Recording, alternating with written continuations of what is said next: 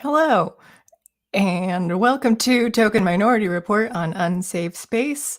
I'm Beverly, and I forgot that I had to do like an actual intro to this, so I'm kind of unprepared for this right now. So today, which I normally am, but kind of out of it. Today is Thursday, June 2nd, 2022, and I don't think I really have anything interesting to say right now. I do have a fly in this room that I can't get out, and I also can't see it anywhere. I just hear it buzzing around, and it's kind of freaking me out. So before I get into housekeeping, let me bring on my co-host for this evening and most all evenings, hopefully, Alex Maselli. Hi. Hello. How's it going? I hear the fly right now. Well, I'd rather have a fly in the room than have Missy running around Oh, yeah. constantly. So there's that. Well, we'll see what happens. But yeah, as soon as I went live and I started doing the intro, I'm like, oh, I have to say stuff at the beginning. It's like, can I just not? So I'm not at all prepared. Okay, housekeeping stuff. We have tomorrow is Friday, so there's going to be a free association with Carter interviewed Axel Kaiser, who's a Chilean lawyer, and I forget what all his title is, but it's like stuff about freedom, essentially. It's what it is, and it's a good interview, so you should check it out. I think that's at 2 p.m. Eastern time. I don't know if that's set to public yet, but it will be. Oh, here's Missy. Yeah, she's screaming at me. Okay, and I think that's kind of everything. Well, it's the end of the week, so there's that. Well, and then the rest of the week we got narrative dissonance that we don't know, if we're for the upcoming for next week for the next 7 days. Okay. Narrative dissonance. I don't know. That's why I don't talk about it. I never know anything until like Sunday night. Yeah, this past. Okay, let me make fun of Carter for a second. This on Sunday night, I asked like, who are the guests for Monday, and I waited, and he finally gave the guests on it. And he's like, can you set up the StreamYard link? And I said, yeah, I needed the guests before I could do the thumbnail and set up the I couldn't talk about the show. And I'm like, waiting. This is on you. I'm just waiting for you. And as soon as I'm like, here are the guests. Can you set this up? I'm like, okay. Order of operations here. Yeah. But so we have narrative business. Who knows what that's going to be? But that's at Monday at 5 p.m. It's Eastern. Monday. Yeah. I do have 451 degrees on Tuesday, and Joe Garza has agreed to come on. Oh, nice. Okay, and that'll be live then? Yes, that will be live. Cool. And so then Tuesday at 4 p.m. Pacific / 7 p.m. Eastern, 451 degrees. And then Rebel Civics Wednesday morning. And yeah, that'll be a pre-recorded one because he recorded something, so I just need to edit it. And Dangerous Thoughts maybe on Wednesday. I'm not sure. Again, and then Thursday we're back. When we're back, baby. Which is also Johnny Depp's birthday next Thursday. So since we're going to be talking about him and Amber Heard, just get that out of the way, because it's something I used to love. Like in high school, my friend really loved Jason Isaacs, and I really love Johnny Depp. And Jason Isaacs' birthday is June 6th, and Johnny Depp's birthday is June 9th. So and I just have a weird thing about remembering birthdays, like arbitrarily. I don't remember like certain relatives and stuff, but I remember like random people that I've met. Do you remember once upon a time. Oh my gosh, do I? Am I allowed to say it on air? Yeah, I celebrate my birthday on air every year. Oh, do you? Okay. Yeah, I do. Let me think. August. I'm trying to remember if it was it's at the beginning though, and I'm scared. Like now I'm August 1st. Yeah, you're okay. I doubt it. Like, she put me on the spot, and I got like really scared. But I was just like, what if I'm wrong? I talk about how I know I can name like everyone else is on the team, and I knew, but like I just learned yours recently, so then you did. But I can also say like in college, like people that I worked with in the tutoring center, I can name their birthday. I won't say names, but I know like September 21st, January 9th, April 24th. So like I remember, and I only send out like birthday texts once a year, and that's the only time that I talk to these people, but I remember their birthdays. I love when I used to send this thing to people like privately, like through email or text message, saying that I'm sending you birthday wishes privately so that people can't so that I don't get congratulations for doing so on social media. And just so many people, the only interaction they have with someone from their past is to wish them a happy birthday on like Facebook every year. And I find that really weird because it's like, you're not going to talk to each other like when it's every just year. Yeah. And so, I mean, when I do it privately, then sometimes like it does initiate like how are things going, so then we can kind of catch up to it, which is nice. But yeah, I stopped doing like public birthday things really though. And I think when I when I did though, I had a thing where I just like tell everyone at the end, like, happy birthday, blah blah blah. Glad you weren't an abortion is what I would tell them. It's so rough. I love it. Well, that was just my shtick. So, and my one friend too, I think the one time I didn't do it, and he was really disappointed because he's like, I look forward to this every year for the abortion joke. Yeah.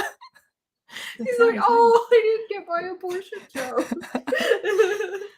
So then I had to send that to him. But let me say hello, or let us. You can also say hello. Yeah. I just forgot. I was on the different part of StreamYard, so I wasn't looking at comments. But let's say hello to chat.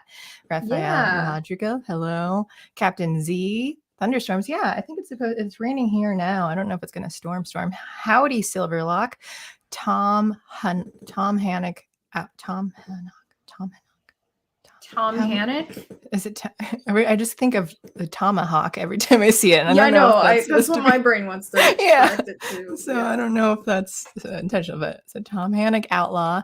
John Delarose, he says he ended his stream just for this. Good, because I was on that earlier, and that would be going for like 3 hours now. Like that's a long stream.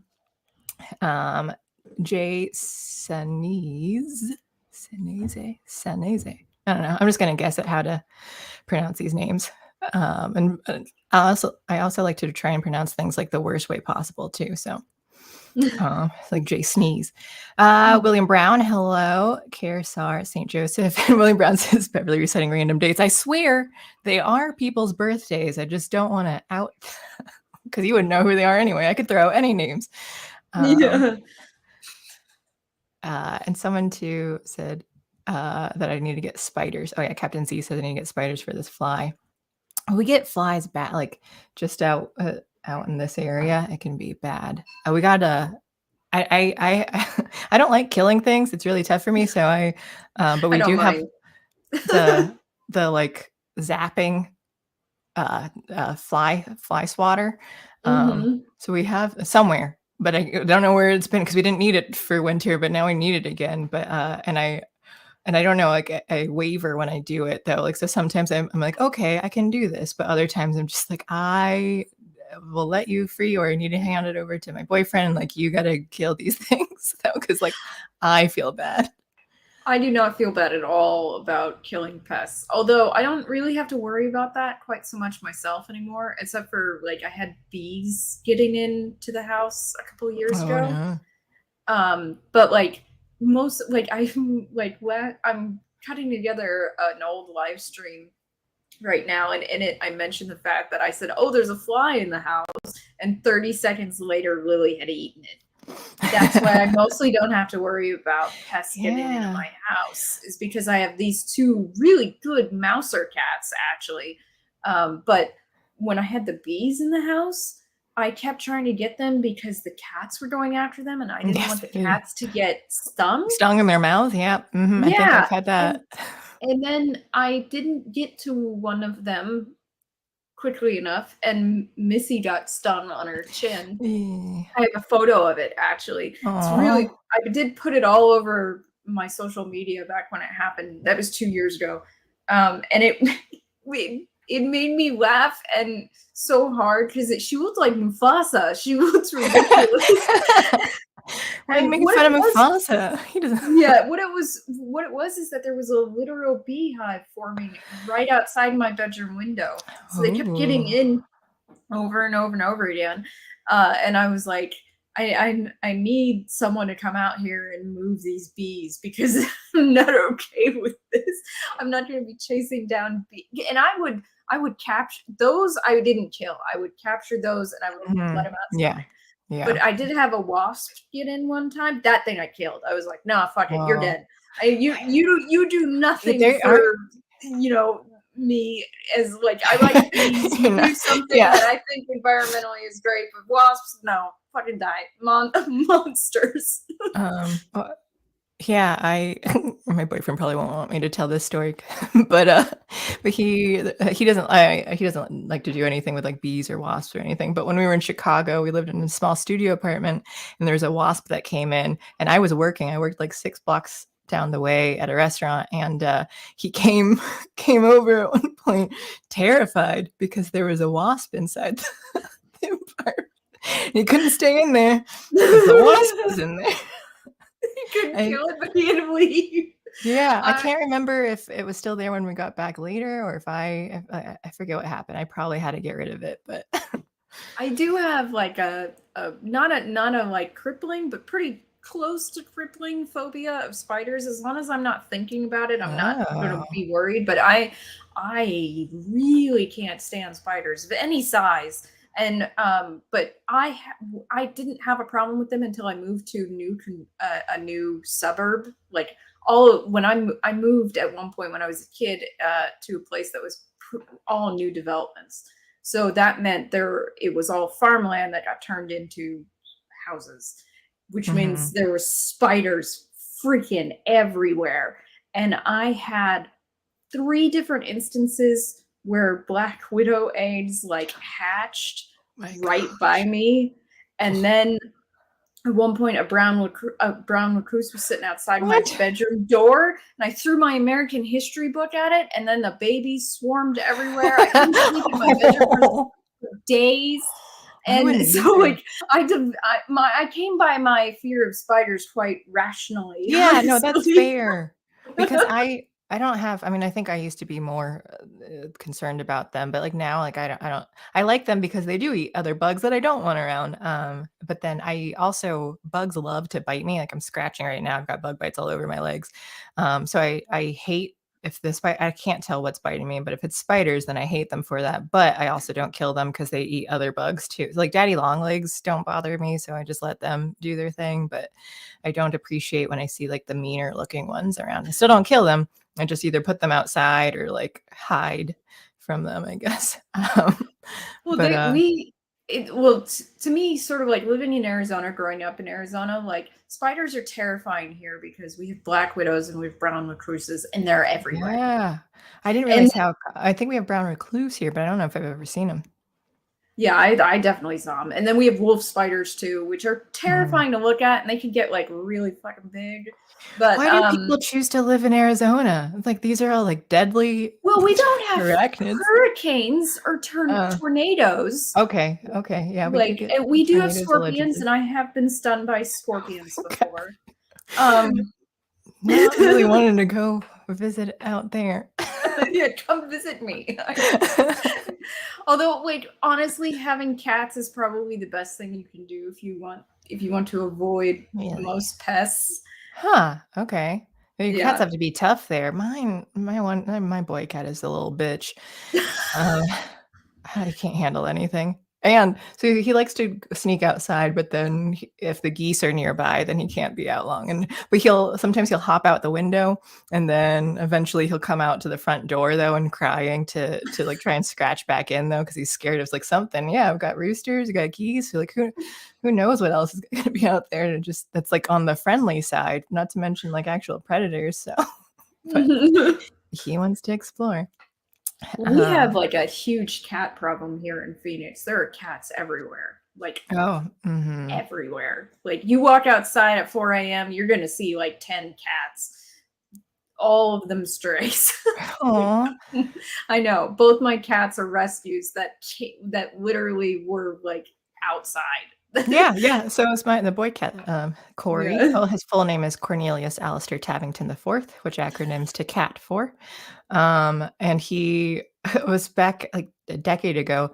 My friends and I went to eat dinner, and then we left the Chinese restaurant and we're in the park across the street, and my friend's younger brother and his friends were like walking, and the brother asked if we wanted to hold this kitten, and we said sure. So he handed it to me, and then they all just ran away.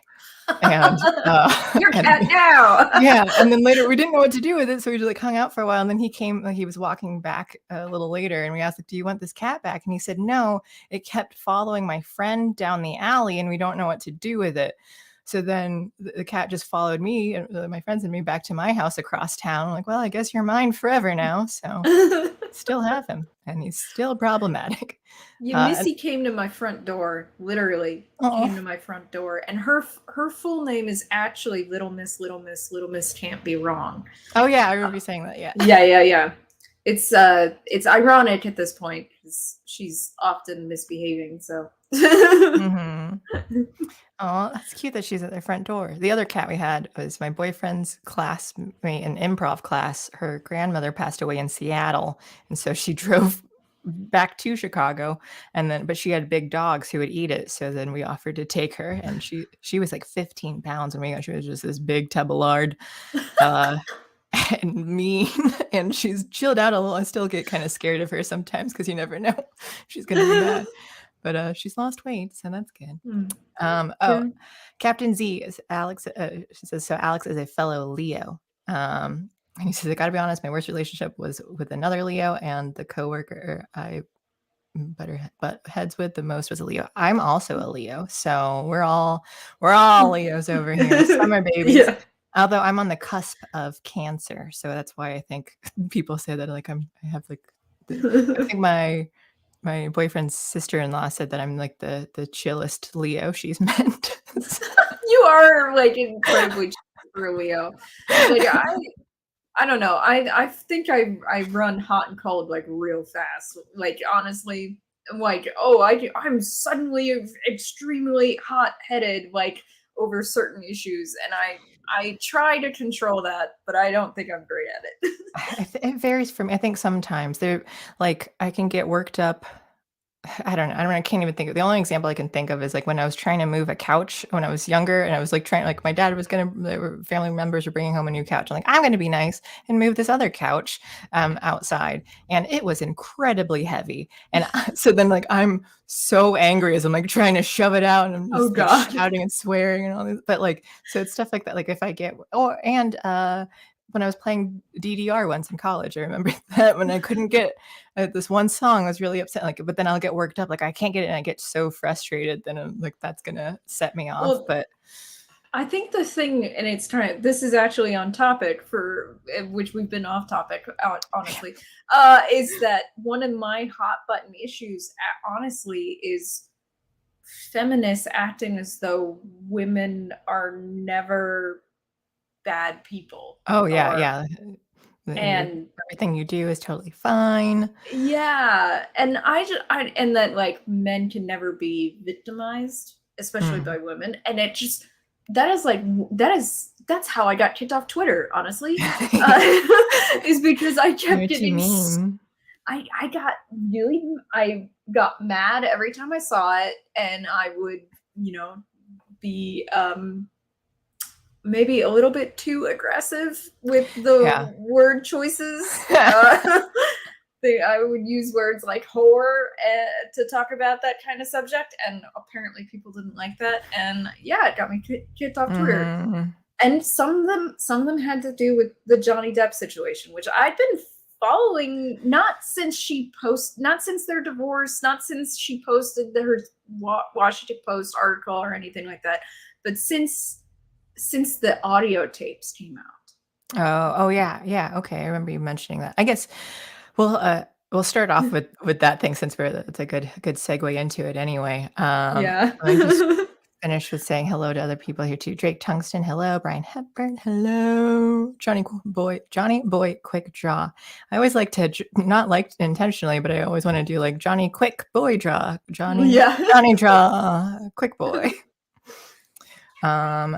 Captain Z, I'm Western CT, Beverly, your PA, so I'm probably good. Oh, yes, I am in Pennsylvania. I didn't understand. Was this time zones? I'm just tired today. But these are states. Okay.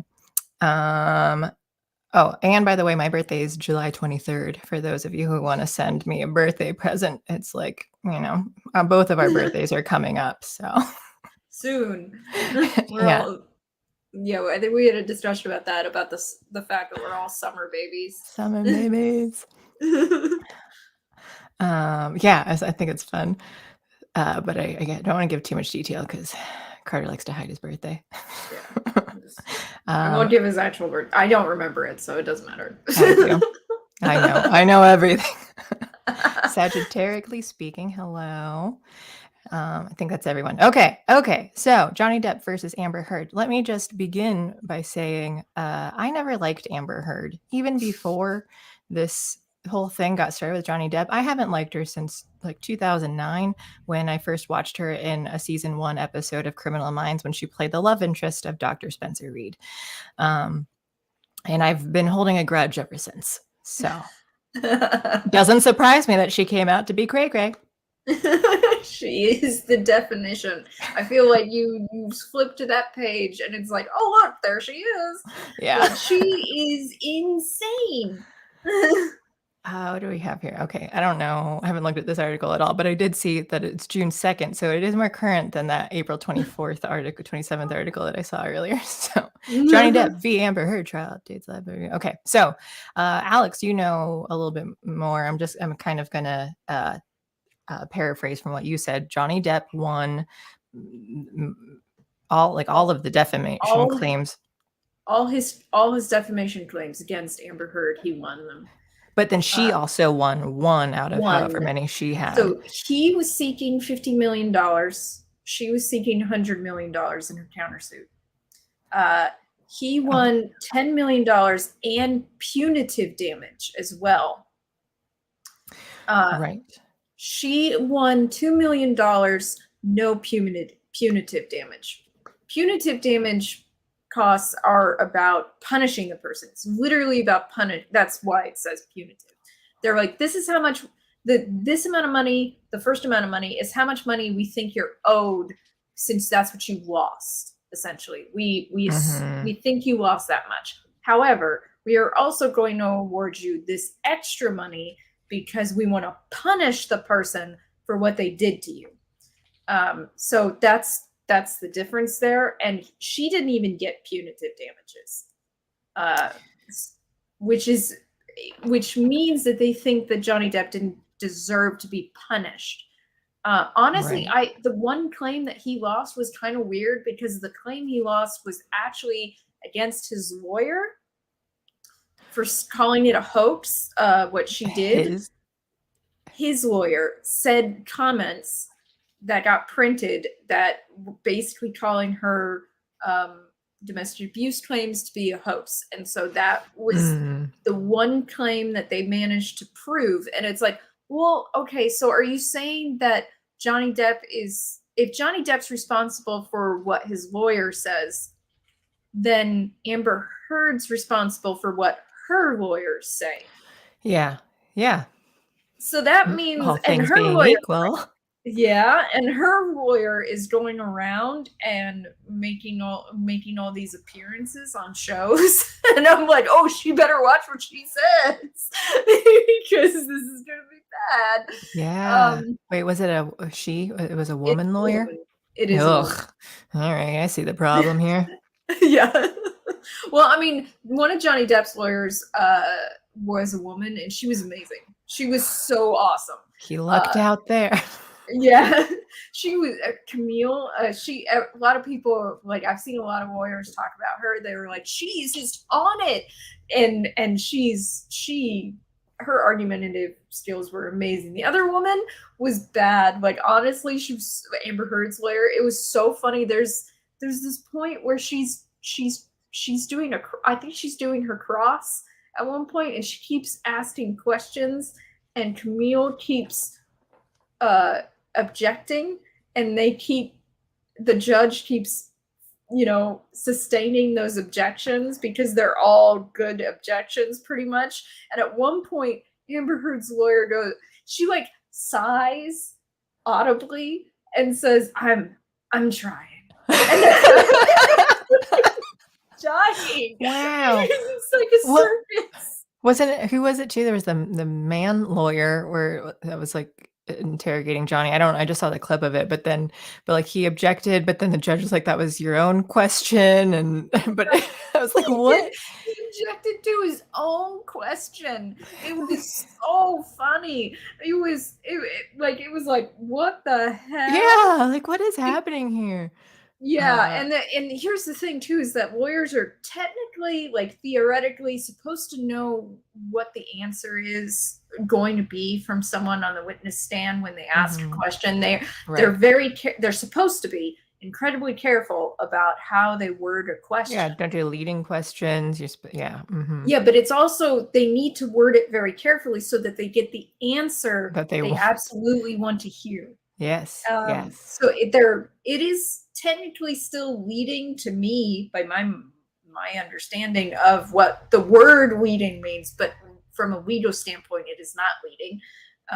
But they're very, very specific by how they word their questions because they want a very specific answer. And if a lawyer asks a question, they don't really know what the answer is going to be, they're screwing up. Because yeah, then you're not you don't have your case prepared. Well, and it's partially it's because witnesses are deposed before they're ever on the stand. So everything they're going to that you could possibly ask them, they've already given you that information. And you have it on video and you have the text of it too. So it's like you should know everything like ahead of time, like how someone would respond to this question, that question, to not perjure themselves, and it's insane. And I also watched a body language expert watch a lot of the footage, and he's pretty awesome. Some people have probably already heard of him. His name is Enrique Jesus Rojas, I think. And he's pretty awesome. And I like 100% agree with how he talked about Amber Heard's behavior on stand. She was not believable. Yeah. Okay. Slightest. Well, which is kind of disappointing, though. I mean, if she's an actress, then shouldn't you actually do a little bit better and be a little bit more believable? She wasn't believable in any movie I've ever seen her in. So, like, she's not believable when she's on the stand and she's lying about all this abuse that happened. Like, come on. Drake Tungsten asks, wait, what he objected to his own question? Yeah, I think I found the clip here. I can try sharing it. We'll see if this works. It is hilarious. But I don't know if it's the right one, but hang on a sec. Sometimes I don't know why I have to like stop streaming or stop sharing or else it doesn't understand. Switching. I don't think, there we go. And then hopefully you can actually hear this too. It's so slow. Do you hear that? Barely. It seems quiet to me. Yeah, I think it is quiet on my end, but this is as loud as it gets. So crank up your audio, everyone. Mr. Depp's hand while you were there on March 8th, correct? Dr. Kipper told me he sustained an injury on one of his fingers. Objection. Hearsay. Yes. Okay. If you didn't hear, he's asking a question. Says objection, hearsay, and then the guy on the stand too looks confused. And then I think that was the judge saying like that was your own question. Yeah. That was so funny. Oh my God. Yeah. There were so many like actually comedic moments to this thing. Like someone brings up the I think it's this one. Yeah. They objected to their own questions. At one point, Depp said something, then said, I guess that's hearsay, right? Because what happened was that they kept over and over and over again going, saying that, oh, that's hearsay. It's hearsay. It's hearsay. And at one point, like Johnny Depp was like, before he moves on Yeah. in his answer because he's like waiting to hear them say hearsay. And then there's another point where he starts talking and they objection and he goes, "That's hearsay." and they're like, "Yeah," and he's like, "I'm learning." Yeah, someone in our Discord server at some point, he posted like a whole clip show of just all like the hilarious moments, and like in Johnny too, like there's just like him trying not to laugh like while he's on the stand, while he's like sitting and wait, because it's just like, yeah, this is such a clown show, and it's like I can't even take anything seriously when your lawyers don't even know what's going on. Also, I noticed that you now have StreamYard power, and I'm Yeah, I scared. do. Sorry. No, it's totally fine. I'm glad, but now you can take over. You can. I don't want this power. No, I'll no. Your internet's probably better than mine anyway. So. Oh, I've never used StreamYard before, so I don't know. I could totally screw up. But one of the things that made me laugh like really hard though was that when Amber Heard was on the stand once, she goes, "My dog stepped on a bee," and then she like turns her head and makes this like I'm upset face. It's so comical. It's like, and I was like, "What are you trying to be the drama mask from the tragedy mask from the drama thing?" Yeah. And then like the way I saw that was this compilation of people making fun of it because what they would do something like, "I have to pee." Like, I bet there are tons of memes about there now. oh my god. Yeah, I guess I need to look up more clips because I haven't bothered. Again, I don't never liked her. I've never watched anything else with her. So I don't even know because she was in was it Aquaman? Was that the Yeah, movies she's that she in Aquaman. Okay, yeah, I never bothered watching those, but now for good reason. Well, Aquaman I did watch, and I didn't like it. I thought it was a mess of a movie, like just absolute freaking disaster of a film. And she's not good in it. She's like, okay, it's not a good movie, first of all. Right. Okay. And so it's hard. If writing is bad, it'd be hard for even a good actor to really. Exactly. And her hair looks like it came off of a mermaid Barbie doll or whatever. It's bad. But she's not good in it. Like I've seen bad movies where actors are just killing it. There's some movies where what's his name? Jared Harris, where it's like he does bad movies all the time. He's always amazing in them, but he does bad movies. There's lots of actors who do bad movies but do great performances. Right, yeah. That movie by Ridley Scott's son Morgan has like two scenes with what's his name, Paul Giamatti, and Paul Giamatti's character makes no sense, but I'm watching this guy just absolutely riveted because his performance is so good. But like she cannot act her way out of a paper bag even when she's pretending to be herself. It's really bad. I don't know. I think the only reason why she's famous is because she's pretty. Yeah. But she's not looking pretty anymore. I don't know. I think it's all the holding that tissue up to her nose and sniffing in on one side, that kind of stuff. Yeah. Okay. Yeah. What else has she done? Because like, what's the character Mira in Aquaman though? Like, what's the personality type? Because it's just kind of playing like a. She's supposed to be a strong female character. Okay.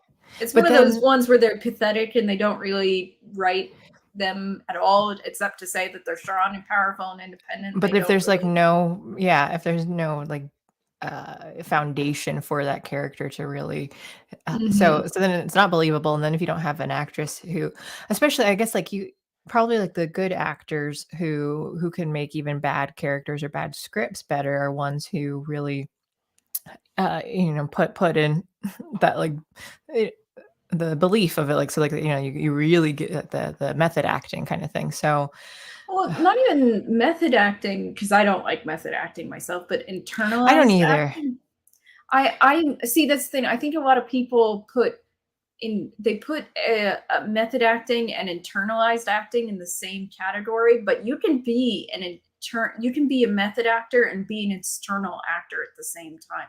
And I think actually most method actors are external actors, in which they're pretending, and they're completely aware of the fact that they're being recorded or watched. And I don't like those actors. And she's not internalizing her performance at all. When she does a character, she's not internalizing it. You prefer internalizing or actors who do that because if they're really in that mindset, like if you think that like you're getting rid of any of like your real self and you're just trying to put into. I'm trying to think of how that probably gives the best ones, but I also would think that like there are those who can do it externally and still come up, at least I'd say for comedy. So I think so then that one like that one be different. So and most of what I watch is either comedy or horror. So then when I have to think about like, okay, well, if someone's doing something dramatic, then I think that does require more that you're internalized. To make it believable. Yeah. And that's also hard too. So like it does require some skill for that. I don't know. There's some times when I watch a performance where I'm like, wow, I can tell that this actor is performing, that they're like literally thinking about the camera and the reaction that they're going to evoke from people, which I'm like, get in the moment. Like that is my, like, because I can see that. I can see it and it drives me crazy. And there's this, I don't know if you've read like Uta Hagen's book on acting or any of that stuff. I had to in high school. Okay, I don't think so. But like there was the story where some external actor, which there's a lot of external actors on stage, because performing for a live audience kind of requires some exaggeration because like they're further away. Not the camera in your face kind of situation, which makes sense. But like one guy was like, tonight on stage I cried real tears and that will never happen again. And I was like, why the hell not? Like that sounds like a good thing. Why are you upset? What was the reason? He was upset that he did do that, or he was like, because the scene required him to cry, and he usually would make himself cry, through like various methods instead of actually feeling the emotion that would make him cry. So that's why he said, I cried real tears on stage tonight, and that will never happen again. I'm so sorry. And I've performed on stage and had to cry on stage before, and this was like, God, almost 20 years ago. But I like really cried. Like I was really like, I don't know, like I cried in my audition because that story hit me so hard that I like actually felt it. And I feel like you should feel it. I don't know. I find it kind of phony when it's dramatic, especially, and you're not really feeling it. That's what I'm trying to get. Like most everything that I've done performance-wise has, if not all of it, everything. I think everything I've ever done has been comedy. So I don't think I've done any performances that were drama because I'm just not as into that. Like I appreciate them and I can see, but like that just hasn't been something. But I'm trying to think of like I have been able to like cry for certain things though too, or like even I don't know, like this is going to be sounds really stupid, but like even when I'm trying to like get into characters, like just writing something, and then so I like to get into that character, like okay, like what am I feeling and stuff here too, like to try and like write out like what's the character going to do. Like I've gotten emotional, like this has been in more recent times too. Like I've cried just by thinking of like the stuff that's going on, and like just trying to get into that head. Into their heads. Well, I mean, part of that though, we have that phrase, no tears for the writer, no tears for the reader. Like if you are not moved, especially as a writer, by what you're writing, your audience probably isn't going to be moved by it either. Right. Sadly. All right. It's getting hot in here now. Like I'm just seeing hair. Hair everywhere. You have so much of it. No, it's thin, but it's long. But it was hot earlier, and then when the clouds came rolling and it got like really cold, so that I was just like, well, but this room is hot, so I was like debating about like, do I put on like a hoodie? Do I do so it's just like, I know I'm gonna end up getting hot, so I'm gonna keep the no hoodie, but have a hair clip nearby. I was planning for this. But yeah, okay. So I guess despite me not seeing much of Amber Heard, we can all agree she is not a good actress. No.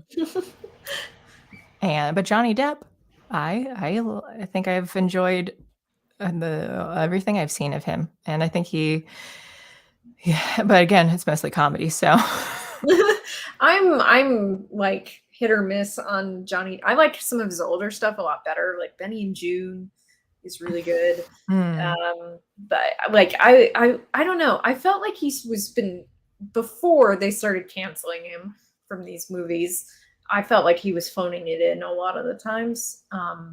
Which I get it. He's older and some of these projects are really stupid, honestly. Okay. So I have to say, I don't think I've seen him. No, the things that I've seen him most, Pirates of the Caribbean.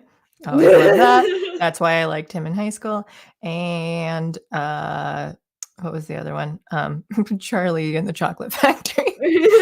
Those are my references for Johnny Depp mostly, and Nightmare on Elm Street. Yeah, Nightmare on Elm Street, the old one. I liked him in Charlie and the Chocolate Factory. I thought he did a good job as Willy Wonka. It was fun. It was a fun movie. He was not phoning it in, but like I started watching, like he did so many Tim Burton titles, like yeah, they're like besties. I know, and like he did Dark Shadows, and while I kind of liked Dark Shadows, it's really a movie that only makes sense if you like the TV show, and I never watched it, so there were parts of the movie that I was like, what the fuck? Like, I don't think I've seen that one, but yeah, that can be tough too. Like if you have to, and I don't mind where it's like, here's the prerequisite to watch it too. Like I kind of like when you're having multiple mediums or something, but yeah, that can be tough too when you're just like, well, I didn't watch or read any of these things, so I don't know. But I guess I like Johnny Depp.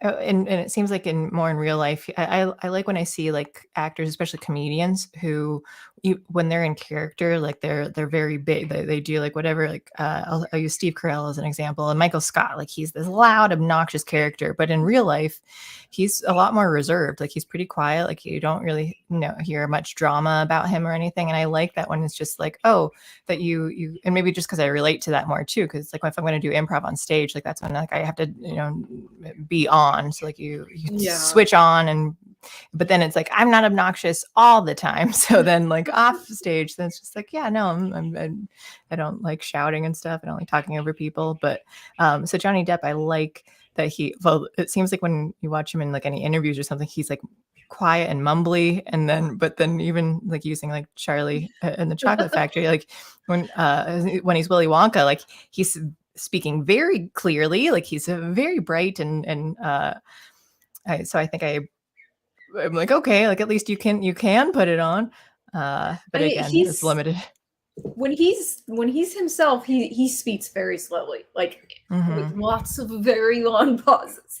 And some people said I played any of his testimony on 2 times speed. Yeah, and I'm like, yeah.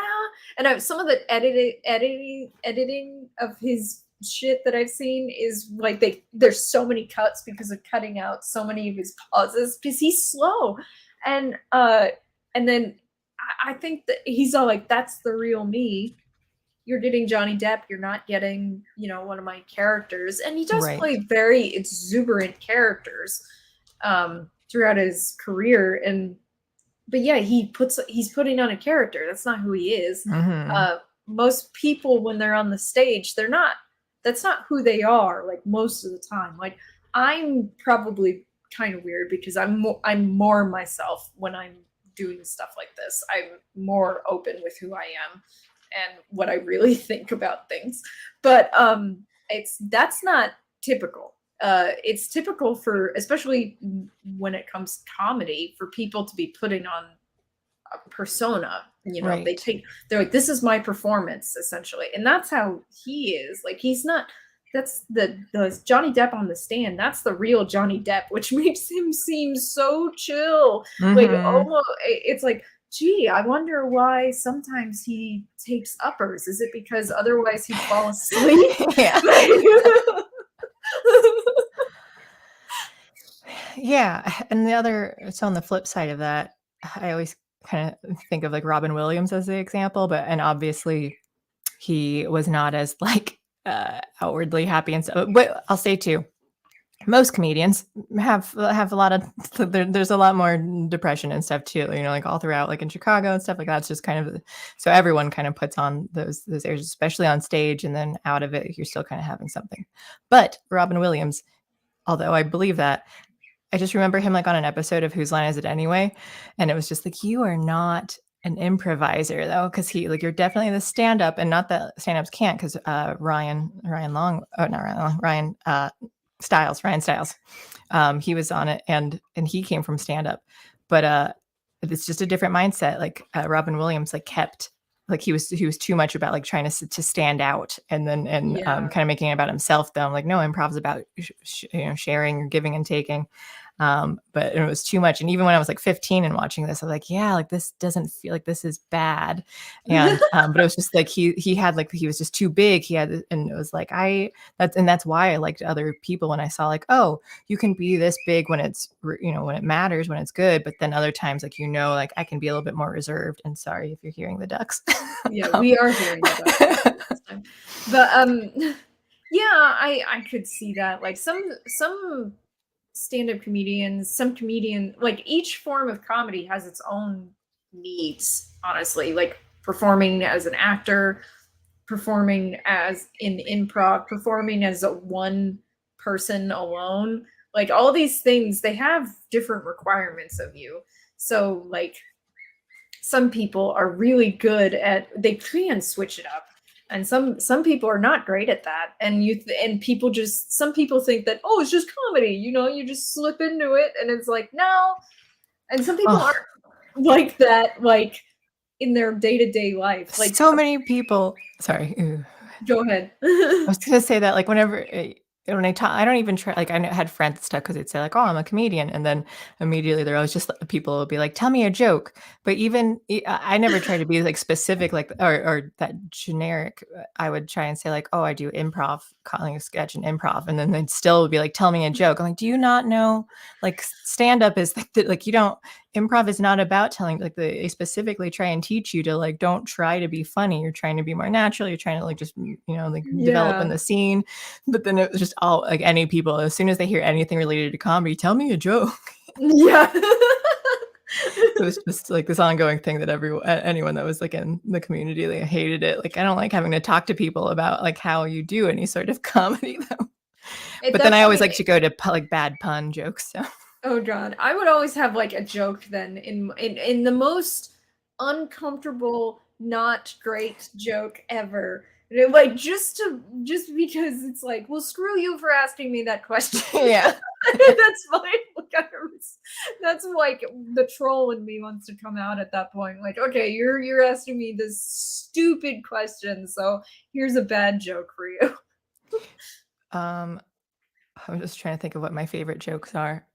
I have jokes that there are two jokes that come to mind, but maybe I need to say there's a trigger warning. They're both racially charged, but it's okay because I'm a minority. I'm allowed to use. I couldn't do it, but you can. Yeah. My friend in high school, like I forget, it was like my birthday party or something, and there was some magazine, and it was what's his name, a singer, Jason Derulo, and she said, not to sound racist, but I always thought Jason Derulo was white, like people should be.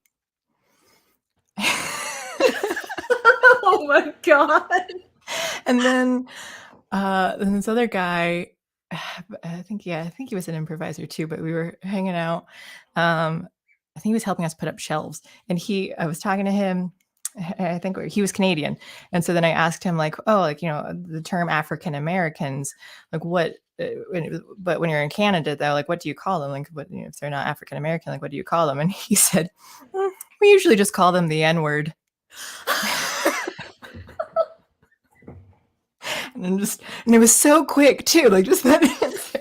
Oh God, that is amazing. So those You are, see, I like still that's remember those.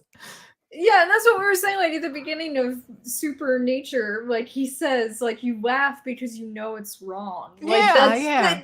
like It'd be different if like they meant it, but then it's just like, oh yeah, like no, that's what makes it the joke though, is that like, oh, you're saying these things, but like, but we can laugh because you're not an actual racist douchebag. exactly. Yeah. I swear to God, these people are so humorless.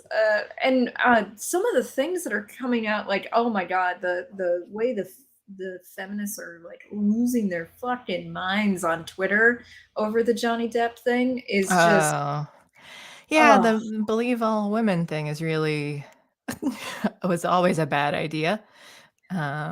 William Brown, yes. He's the N-word? Nerd? Mm-hmm. Call yeah, that all Black people nerds.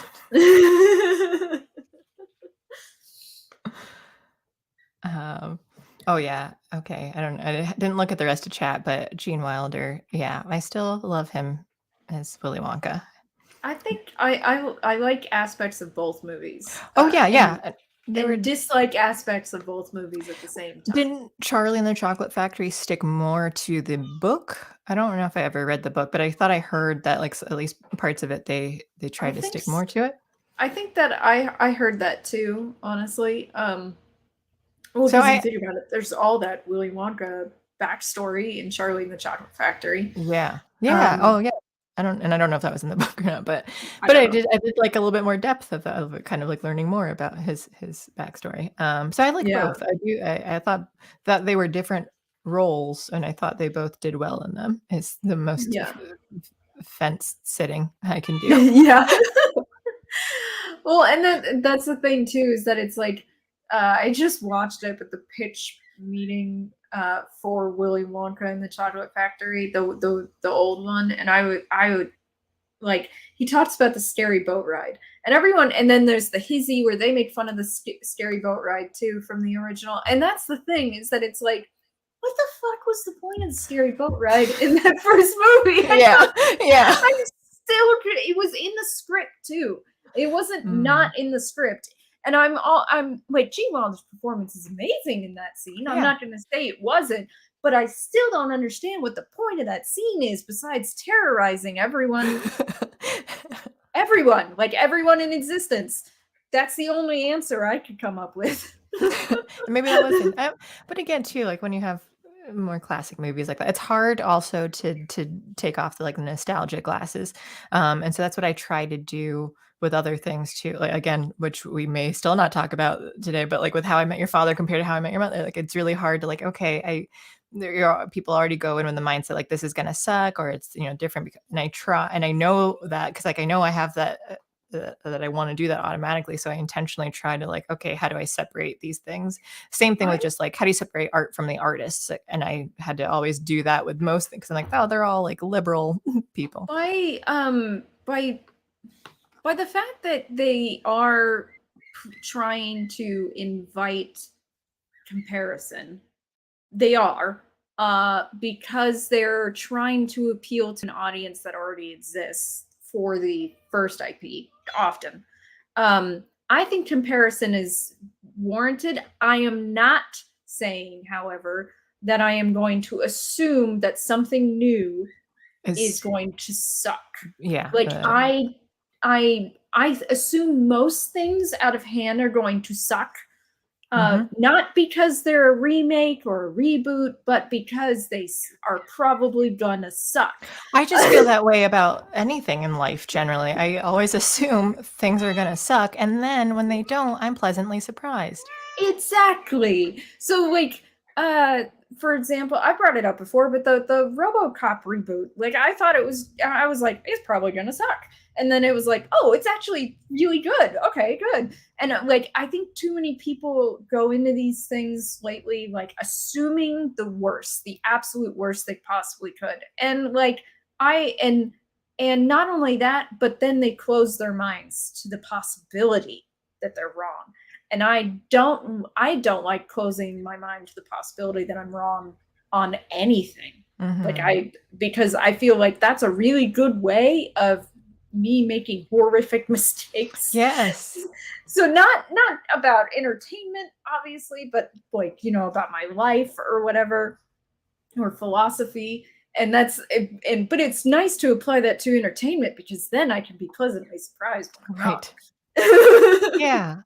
Yeah. That's again, like I've said this before too, like I try not to be too opinionated immediately though, because like I want to make sure that like, oh, I don't want to jump the gun on having emotions about something, and then like, because that's dangerous, and then you find out later on, you're like, oh, now I heard the whole story, and actually I look like an asshole, and so it's just like yeah, and just knowing that like, oh, I'm only seeing a piece of this, I only know one side of something though, like, and it could be totally right, like my first thought like could be right, like, but if it isn't though, like it's better to double check and see. And so I play devil's advocate on like most everything, which I've probably said this before too, like my boyfriend hates it, because like even if I'm like I agree with him or something, like on small stuff too, I'm like, well, like I like to consider all the other options, and but then he's like, no, like just like you don't have to argue about something. I'm not arguing, I'm just like trying to make sure that like the stuff that we both agree on is the right thing, because if I don't consider this other thing, they're like, what if we're both wrong, and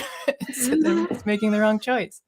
So well, then that's the thing too, is that I may make a snap judgment about something, and I don't know, but the thing is though, is that if I get proven wrong within 5 minutes, I'm like, well, I guess I was wrong. Yeah, then at least if you're willing to like see that you're, and the other thing, that's why I guess it's not bad to be strongly opinionated about or assume something necessarily, if you're still open-minded to saying like, oh, the thing that I thought was wrong, and you're not going to hold steady to something that like is clearly like, here's the evidence, and just not care about it. I think that's a crazy person. Like there like, are a lot of honestly. those on the internet that I've come to find. So that they just, no matter what, like, hey, that thing you really thought, like, here's like some evidence, or here's just or at least another perspective, even if it's not evidence, you're just kind of like someone else's story, like, well, this is the first one that I heard, so it must be the truth. Like, okay. Yeah. Well, I think some people are just terrified of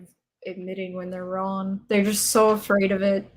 I get that. I feel that life though too. Like I go back and forth. There are times when I don't know. I guess it depends on like the situation. If I feel like, oh, there are higher expectations of me already though, like then that's when I want to be more careful of like, I don't want to come off as stupid here. But then other times that it's like, okay, like, no, I can. Even I was talking about this, I think on John De La Rosa's stream earlier too, where I was like saying like how telling people to come watch this, but like that you're very intelligent though too. So then, and I feel, and again, I like to try and balance it out. So I'm like, oh, I'll play into like, I don't care. Like, I don't need to be the smart one though. Like I'll play into being the dumb one and just like saying stupid things, or like, I don't know what's going on here. But it's so when it's just like when I'm hanging out with people, there's like, I guess I feel weird because like it makes it sound like it's fake, but it's not. It's just that like it kind of like when you hang out like with your parents versus your friends, sometimes you just kind of like, you're going to put on different personalities.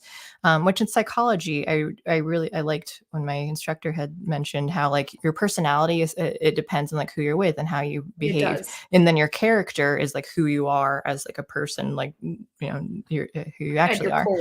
Yeah, and so I like that. So then it depends. Like if I'm hanging out with someone who is who's already like really like outgoing or like bubbly or something though, then I automatically kind of fall, because I kind of balance it out, and it's just natural for me. I balance out to being like, I'm going to be like deadpan, I'm sarcastic, I'm like really reserved.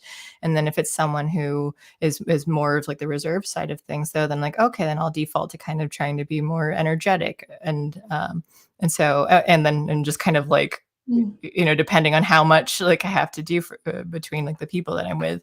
So because I think like you said earlier too, like when you're more natural, like you get to be more yourself on streams and things. And for me, I put on more energy. I guess I just say like I put on more energy sometimes, because other times like I'm gonna just be like hanging out like too chill. Like no, put more energy on here. be interesting.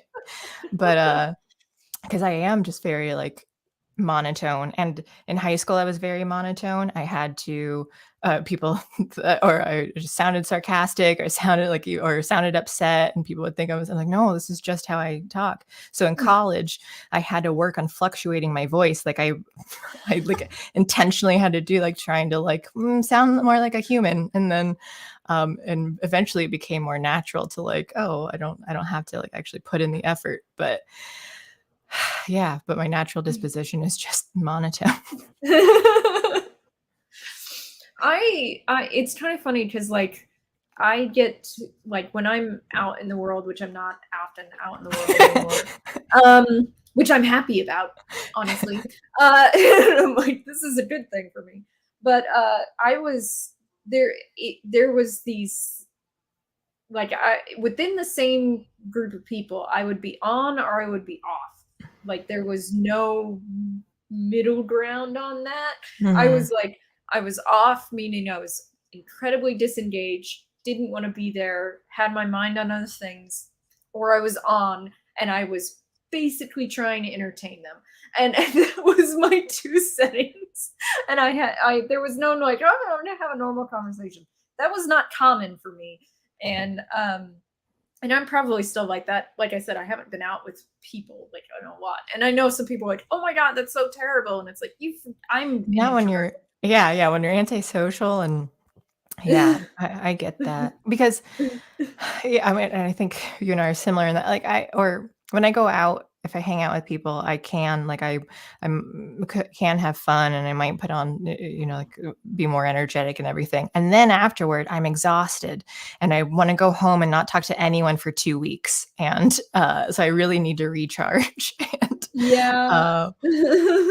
And even going out is like I always have to like tell myself to like just do it because like I never want to do something though. I'm like the idea sounds cool, but then I'm like I have to put on pants. I gotta actually put in the effort to go and do something like a walk outside and that kind of thing. And I'm like, but you'll enjoy it. You'll have fun doing it. So then I have to like get myself in that mindset because I'm like I'm lazy.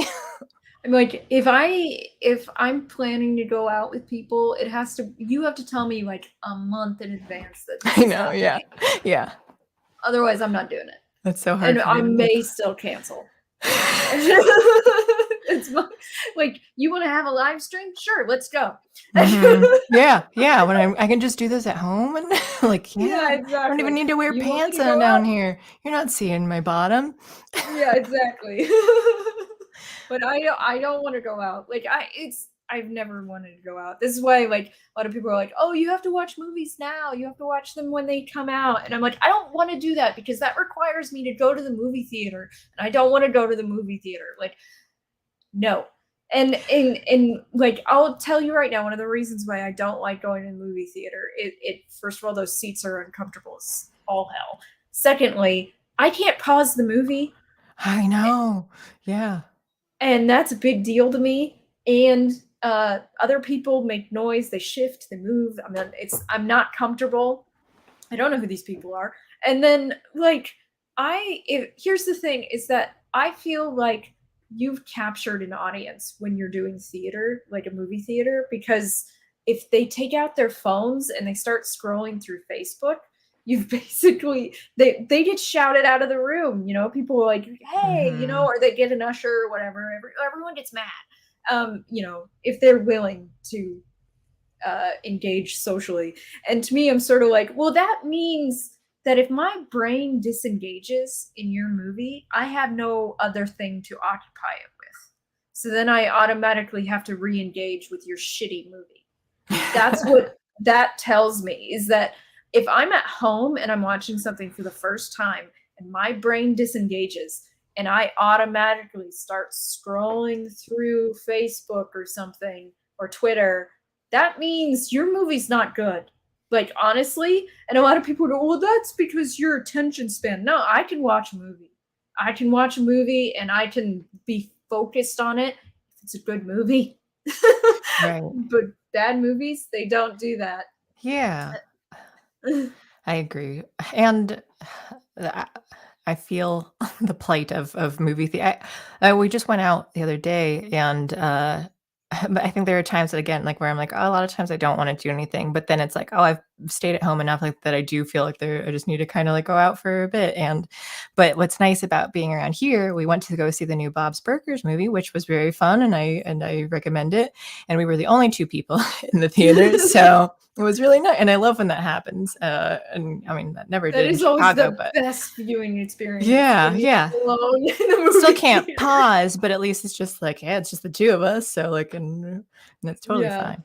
But, someone did ask earlier about the Star Wars racism, which is good to help put us back on track. I think the last thing I Yes. wanted to say with,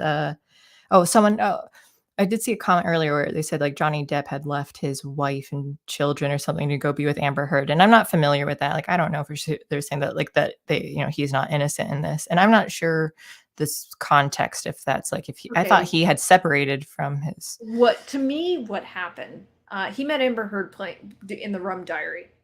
Okay. That they were, and see, his thing though is that she's cluster B, like very clearly has a Very personality clearly. disorder. Yeah. Yes. Now, most people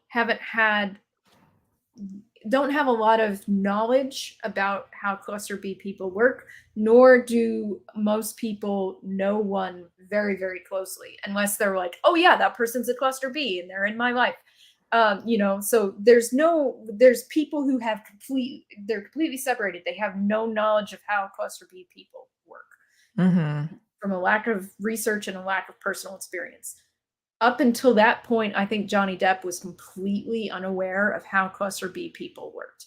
And she's this incredibly hot, attractive woman, much younger than him.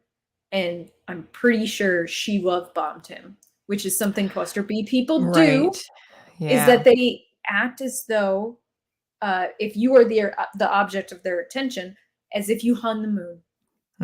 You can do no wrong. You're absolutely perfect. You're a fucking Do, superhero. like, the sun shining and stuff too, Yeah, or everything good in the world is you. And honestly, if you've never experienced that before, you have no real defense against it. To you, it is essentially unbelievable. It feels like having unconditional love for the first time. yes. And the horrible thing is that splits at some point, and then suddenly you are everything bad in the world. Yeah, as soon as, like, oh, and it does, it'll go from one side, like, oh, like, everything's great until you do, like, something that is wrong, and it flips, which is why I don't trust anyone who's, like, super emotional in that way, because it's like, if you're gonna love something so strongly, that means you're very emotional, and that means if and when that does happen, It's that, gonna like, you happen. get upset with someone like that, it's gonna be on the total opposite end, and they're gonna go crazy. Tom Hannock Outlaw had asked a quick explanation. It's cluster B, as in Beverly. But because it's personality disorders, and under the cluster B, there's narcissistic personality disorder, borderline personality disorder, histrionic personality disorder, and is that right? Antisocial personality disorder, or Yep. the four that are underneath it. And there are different clusters. There's cluster A, B, and C, maybe. I think those 3. And I'm sure you've heard of other personality disorders, like so there, but they go under the other ones. Cluster B is the one that's most talked about lately, because we're kind of seeing, like, an uptick in that, especially in online. Like, you're seeing a lot of, like, the kind of the crazy people. You'll find, I think, a lot of, like, SJWs will probably, or like anything along those personality types though too. So it's the ones who are going to fall into and from what I've read too, cluster B, well, like, antisocial personality is it's psychopathy and sociopathy, like those 2, and they combine them into the one. And Yeah. for brain stuff, I've read that they are missing some gray matter in their brain. So then that's where they lack empathy, and they lack, like, other certain things too. And so I don't know exactly all the brain development for the other ones. I know borderline, they can have the frontal cortex, prefrontal cortex, something in the frontal lobe. It doesn't always develop correctly either though. So I think whatever it is, like, if we're going to go into, like, more of the brain sciencey stuff, I think there's certain developmental issues with these cluster B types, and especially in the emotional sense. So they essentially have trouble controlling their emotions, because we'll say that people you can't I mean you can't control like what emotions you're going to have, but you can control how you react with them. Yeah. And then I think people with cluster B types tend to not know how to react appropriately. And then so again, we've seen like pretty much anyone that you see online, or like, Amber Heard or something though too, but even on Twitter, you're like, why is this person like overreacting, or like doing walls of text and doing like whatever these things, like, yeah, they probably have some sort of cluster B problem. But yeah, she definitely, I would say, has narcissistic personality disorder. That would be my pick for her. But she's seriously messed up, and I honestly think that he just never experienced it before. Yeah. I Yeah, and if you don't know, like, it's yeah, like, and it's jarring though when you, and Yeah. especially when it starts off as like, "Oh, they just seem totally fine," and, like, and just kind of, like, really and it's nice too when you're kind of like, "Oh, it feels good to have all of, like, someone who's adoring me," and all that, and you just don't expect it if you're not keeping it, like, if you're not aware of it, then you do have to be forewarned to handle cluster Bs. Like, honestly, because of that start where they just Mhm. love you so much. And it's not really love. That's the thing, is that Right. it's not. When it's Um, undeserved, yeah, when you don't have, yeah, like, you're like, "Oh, it feels nice," but then when you think about it, like, why are they saying that? Like, they don't know me well enough to, like, actually, believe feel this this. way. Yeah, yeah. Well, and then so like when people are like, "Well, he left her for Amber Heard. That makes him the bad guy." And it's like, I have a hard time throwing stones at that kind of thing, because it's like, first of all, you you can't control who you fall in love with, and you can't, and like, yeah, he probably should not have disrupted his family life for this, but it's really hard to not fall for that kind of manipulation. Most people Ye fall for it when they get hit by it. So it's yeah. like, to me, that's a don't throw stones kind of thing, Mhm. because I think most people would fall for that. I and especially wrapped up in the Amber Heard package as she was back then, like, it's And kind of hard. yes, yeah, that's fair too. And again, I don't know what his relationship status was like too, because it's like if there were problems or something, there's just yeah, like I don't know enough detail to be able to confirm like, oh, he was in this great relationship before he had it, and it was wrong to leave, because it's like, well, were they already like rocky? Were they kind of like, and that's why like, oh, this is okay.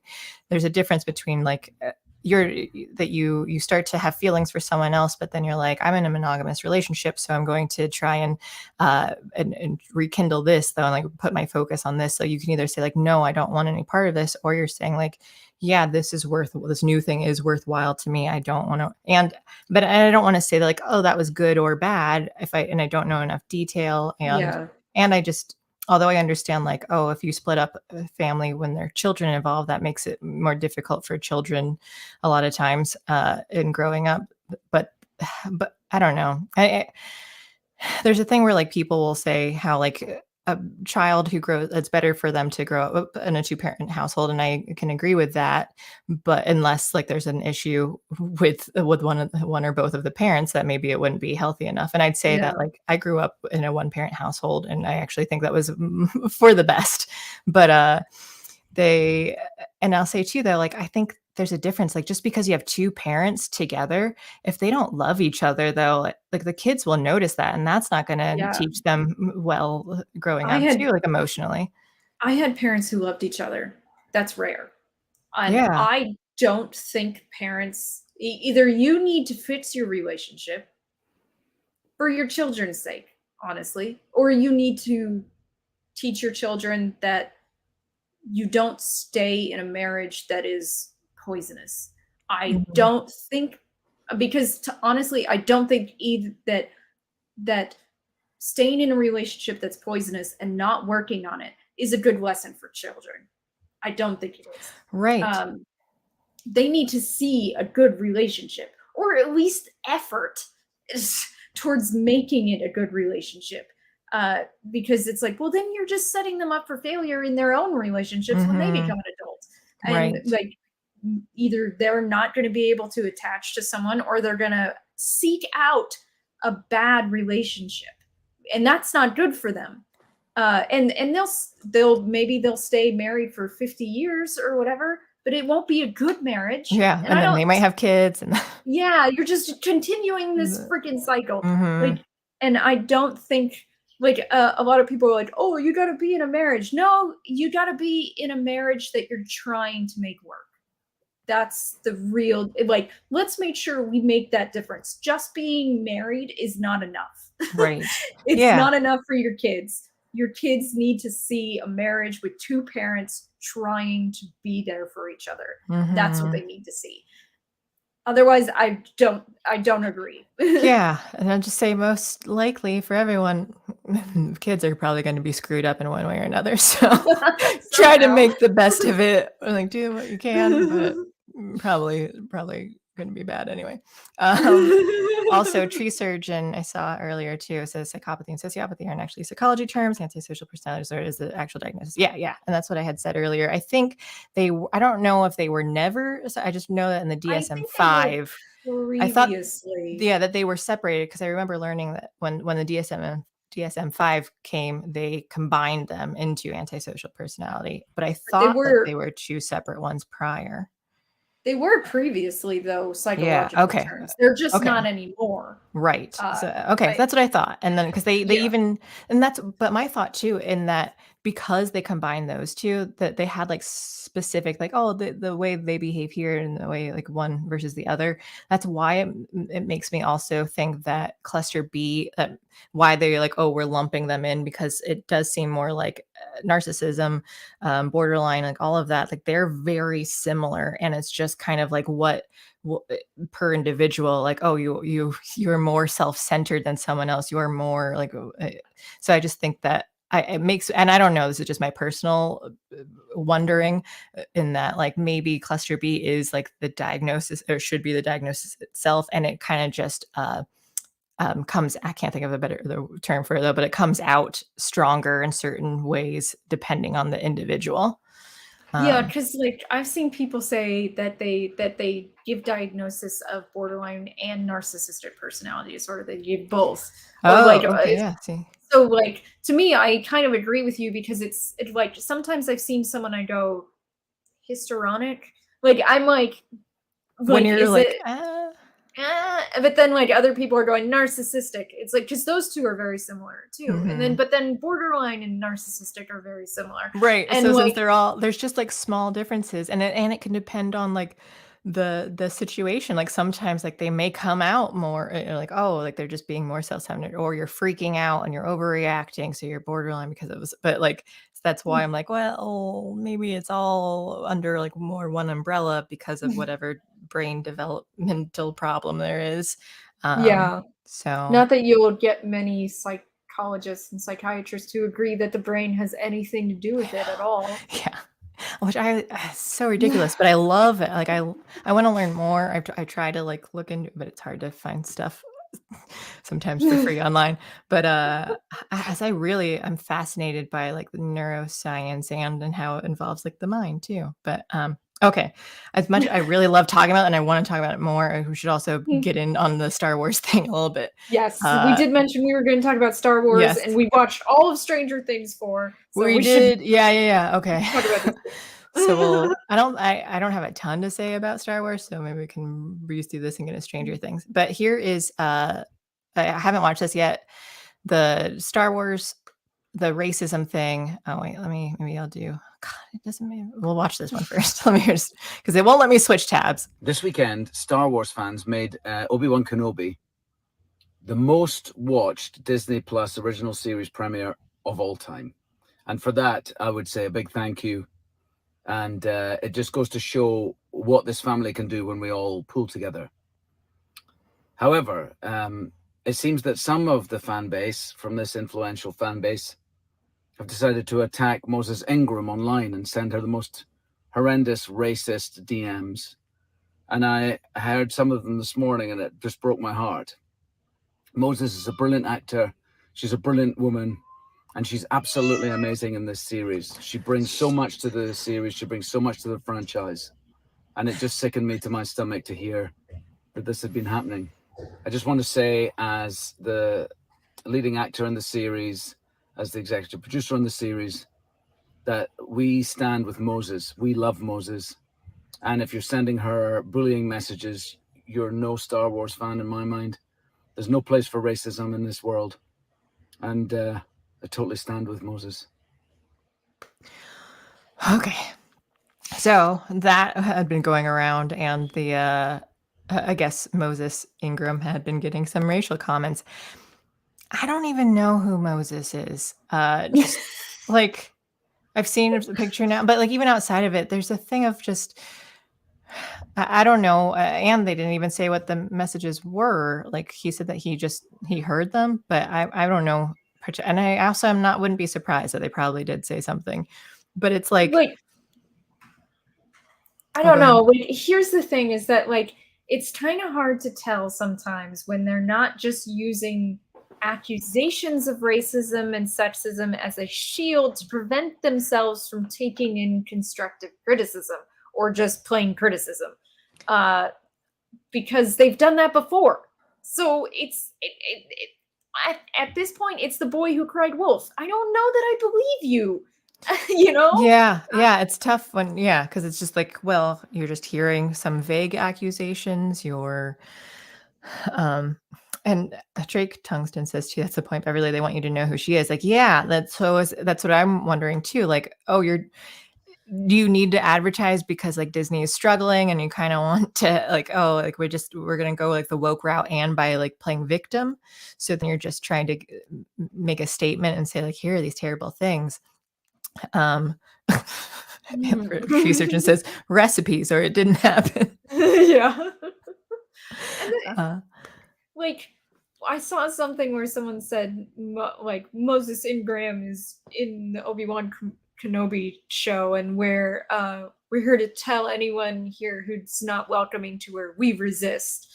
And it's like, and I think it was from the Star Wars Twitter account, honestly. Yeah. And my problem with that is that it's like, don't immediately act as though we're all assholes, okay? Mm-hmm. Like I saw you're gonna that, alienate your audience. It's already you're like accusing people before anything has happened, essentially. That's what I was wondering too, because it's like, why are you saying this before? Like, because no one else. They're like, what racism? And it's like, now we're going to talk about it. But that's what they want. This is they use this sometimes as a way of, and it's not just a way of blocking off criticism before it hits them. It's also a way of getting people to talk about their shitty shows. Like, I'm sorry, I'm not going to watch this, but yeah, we are proud to welcome Moses Ingram to the Star Wars family, and it's cited for Reva's story to unfold. If anyone intends to make her feel in any way unwelcome, we have only one thing to say: we resist. We resist, and that's coming from Star Wars' Twitter account. And so then I don't know, like it's especially if they were private messages too. So then you're like making this public statement about private messages, and people are like, "What are you talking about?"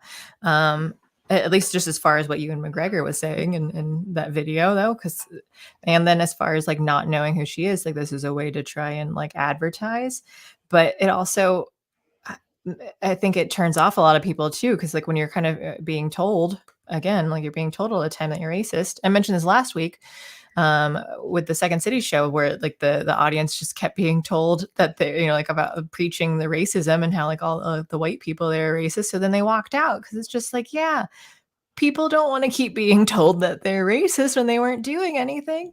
Well, and I think part of it though, I think they're mostly doing it to prevent criticism of her character, because her character feels like character's probably bad. Yeah. Yeah, because here's the thing, from what I've heard, the character is basically fan fiction. Like, she is not... She's like a Mary Sue. She's a Mary Sue, essentially, in the show. And even her name, Reva, it sounds like a reference to Revan, which they keep ripping off the extended universe canon from before Disney took it over. They keep ripping it off, and it feels like another rip-off of that. Because I'm sorry, but Kylo Ren was also kind of a rip-off of Revan. And they keep doing this. But her character, like what I've heard is that like a lot of her character crap does not make sense. So to me, so like if that's true, then if I say that and then you say, well, you just don't like her because she's black. Mm-hmm.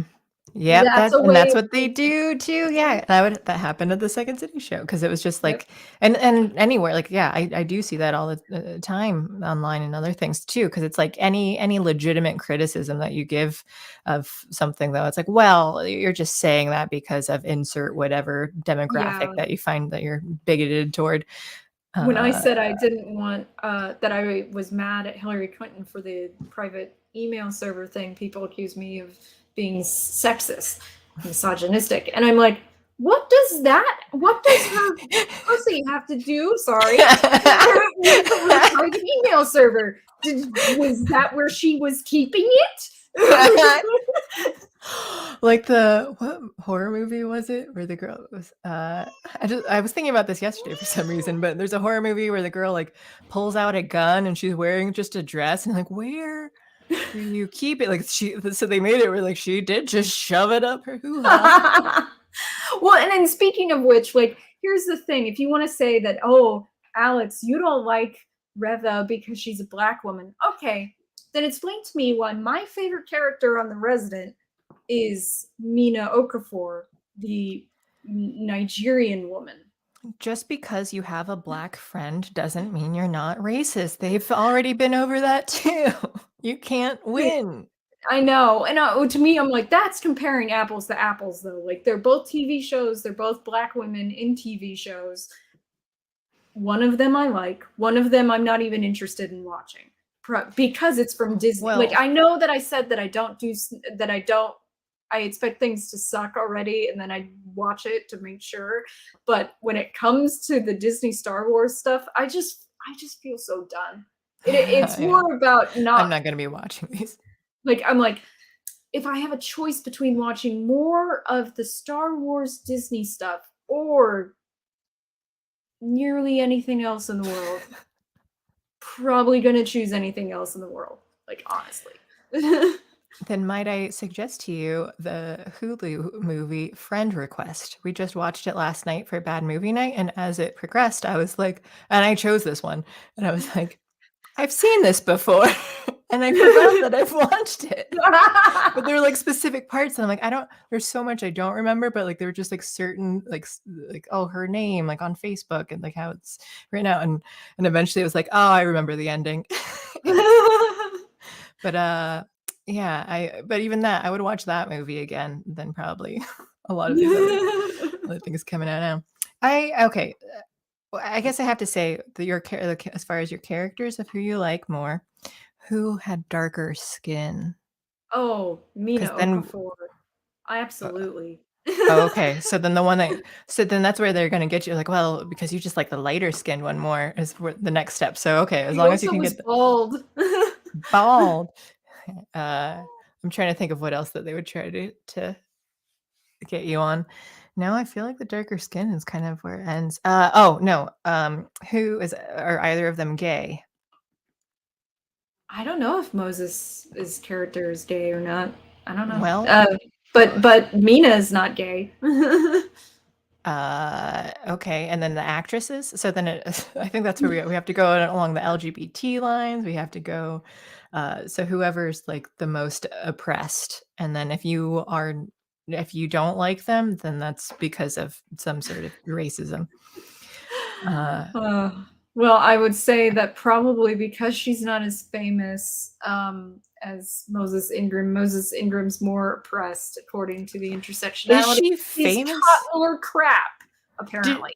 Is Moses Ingram, was she a person before Star Wars? Like, should I have already known about her? I have no idea. Like, okay.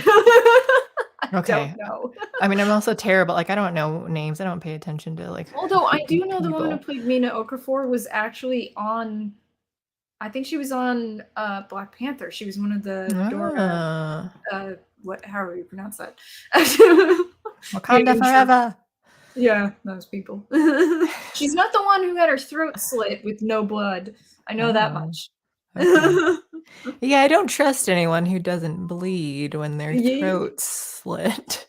I think that's the bloodiest death you could possibly have. And Yeah, somehow I'm there was going for no the blood. jugular.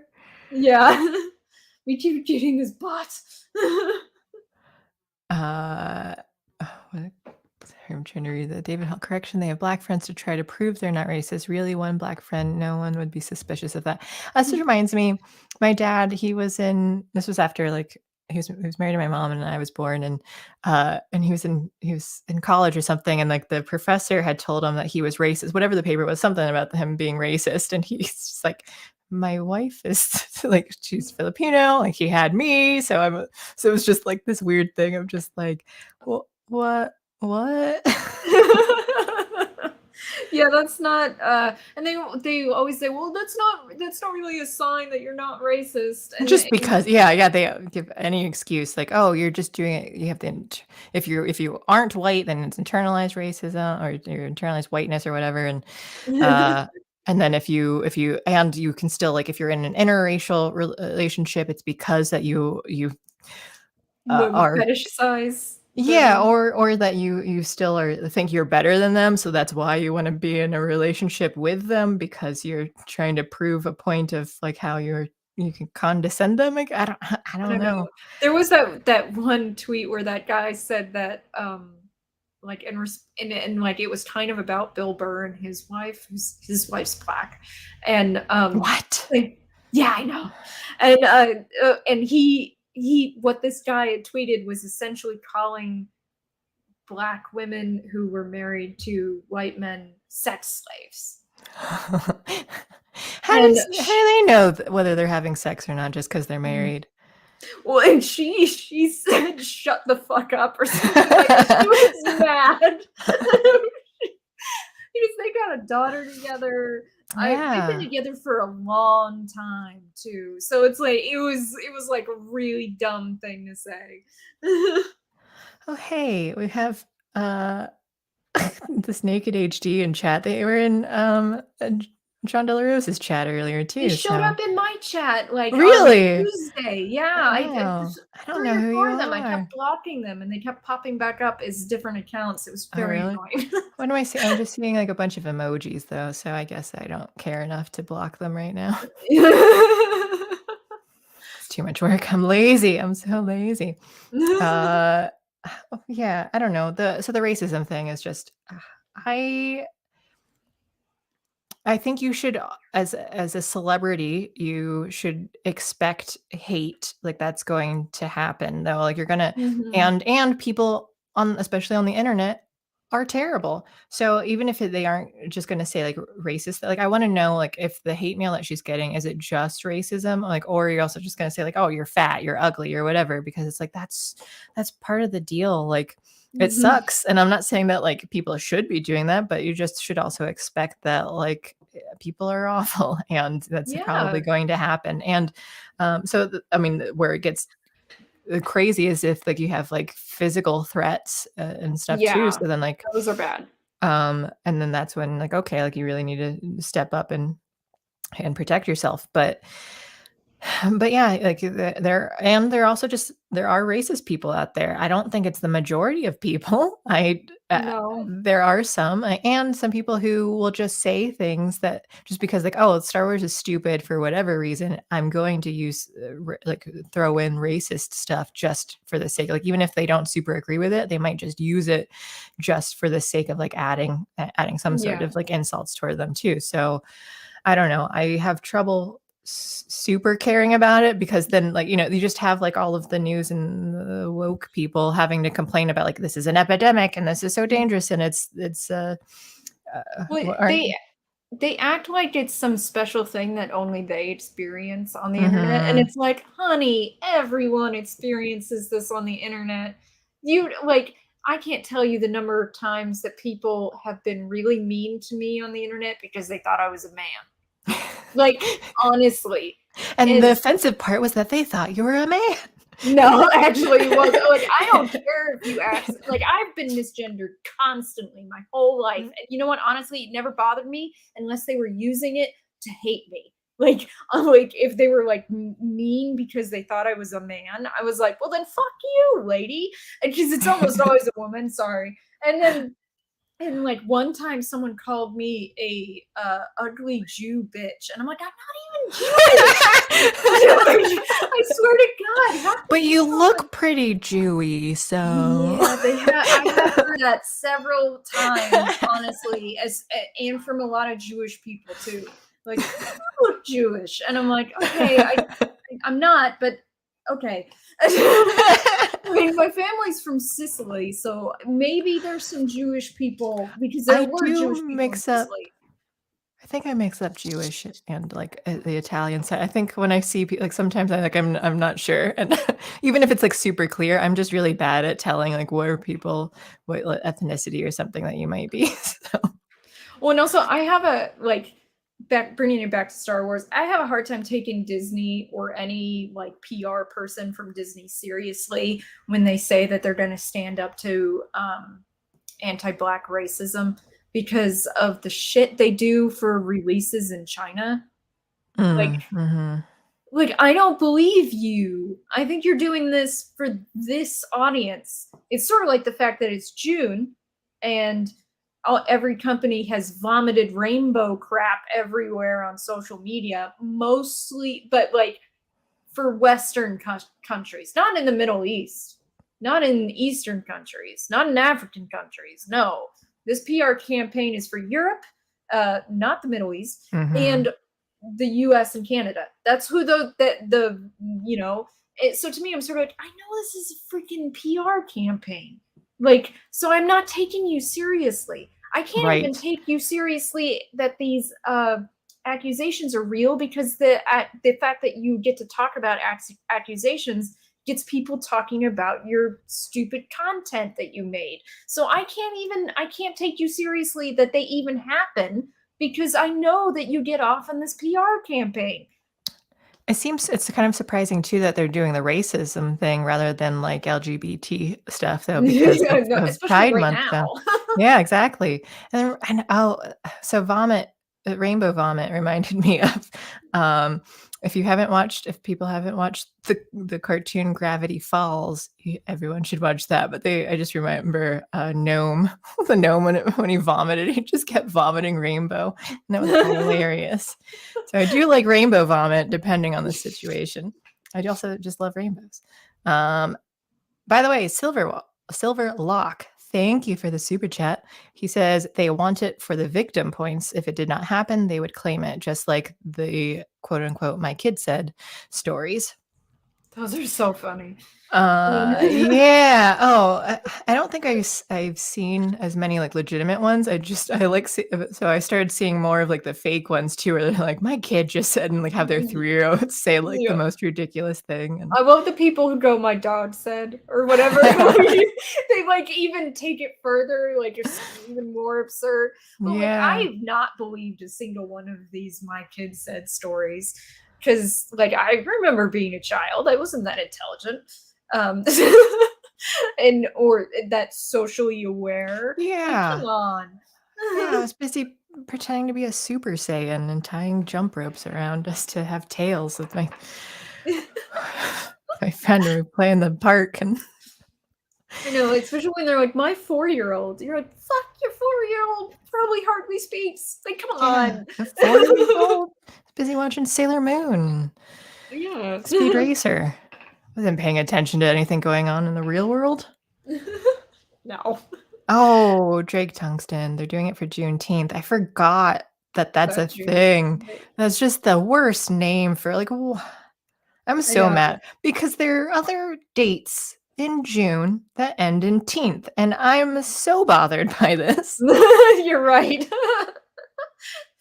And then the fact that they called it Independence Day instead of Emancipation Day. Like, if they made it a holiday and they called it Emancipation Day, I would totally be like, all right, fine, cool. That's actually a great moment in our history. and I'm totally down for that. Why did you call it Independence Day?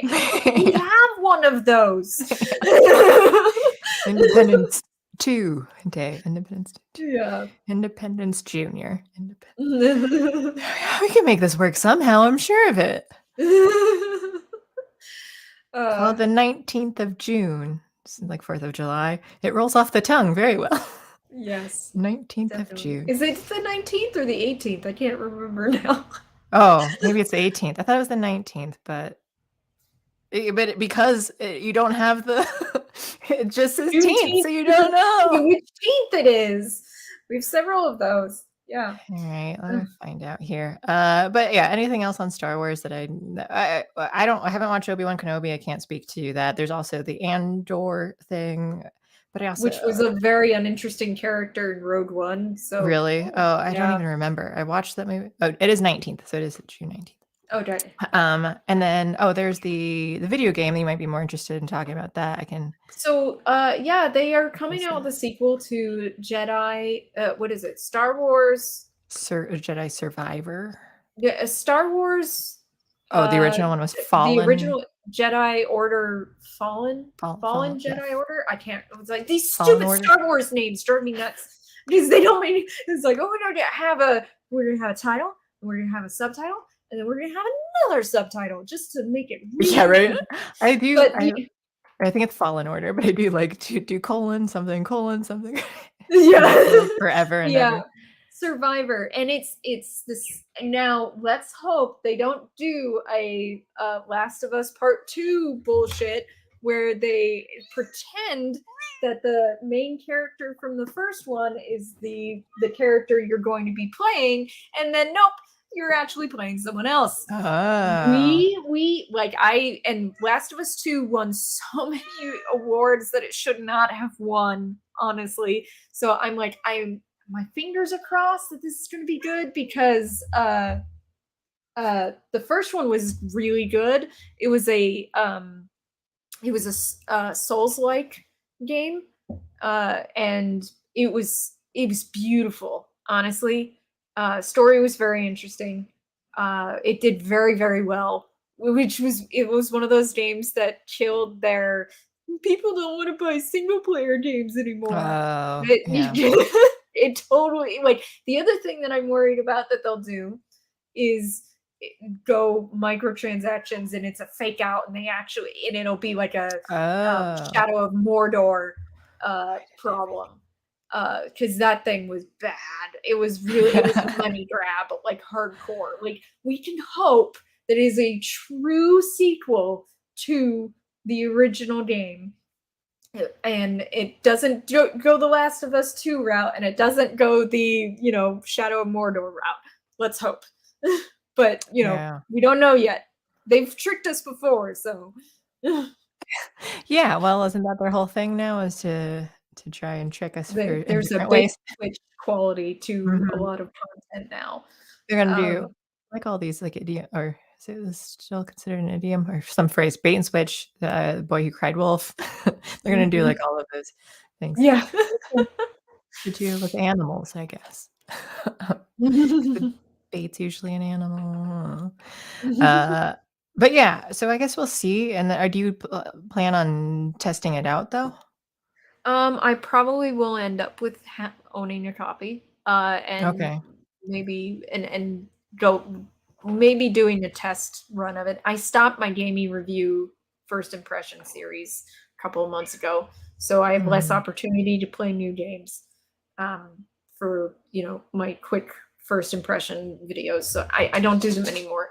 But I mean I could do it, especially because it's like I did the first one and it was very interesting. The hard part though is that it really needs to be on a controller, and I don't have a controller. Oh, yeah. So that's usually where I run into a problem. Is that that's one of the reasons why I don't play Souls-likes, is that they're better on controller, and I'm a mouse and keyboard gamer, like all the way. I like. Whoops. See, that's that would be going the Last of Us 2 route. The male protagonist will be killed off in the first level, and you will play as Darth Mallory. That would be the Last of Us 2 route, and I am worried about that. I'll be honest, I'm worried. What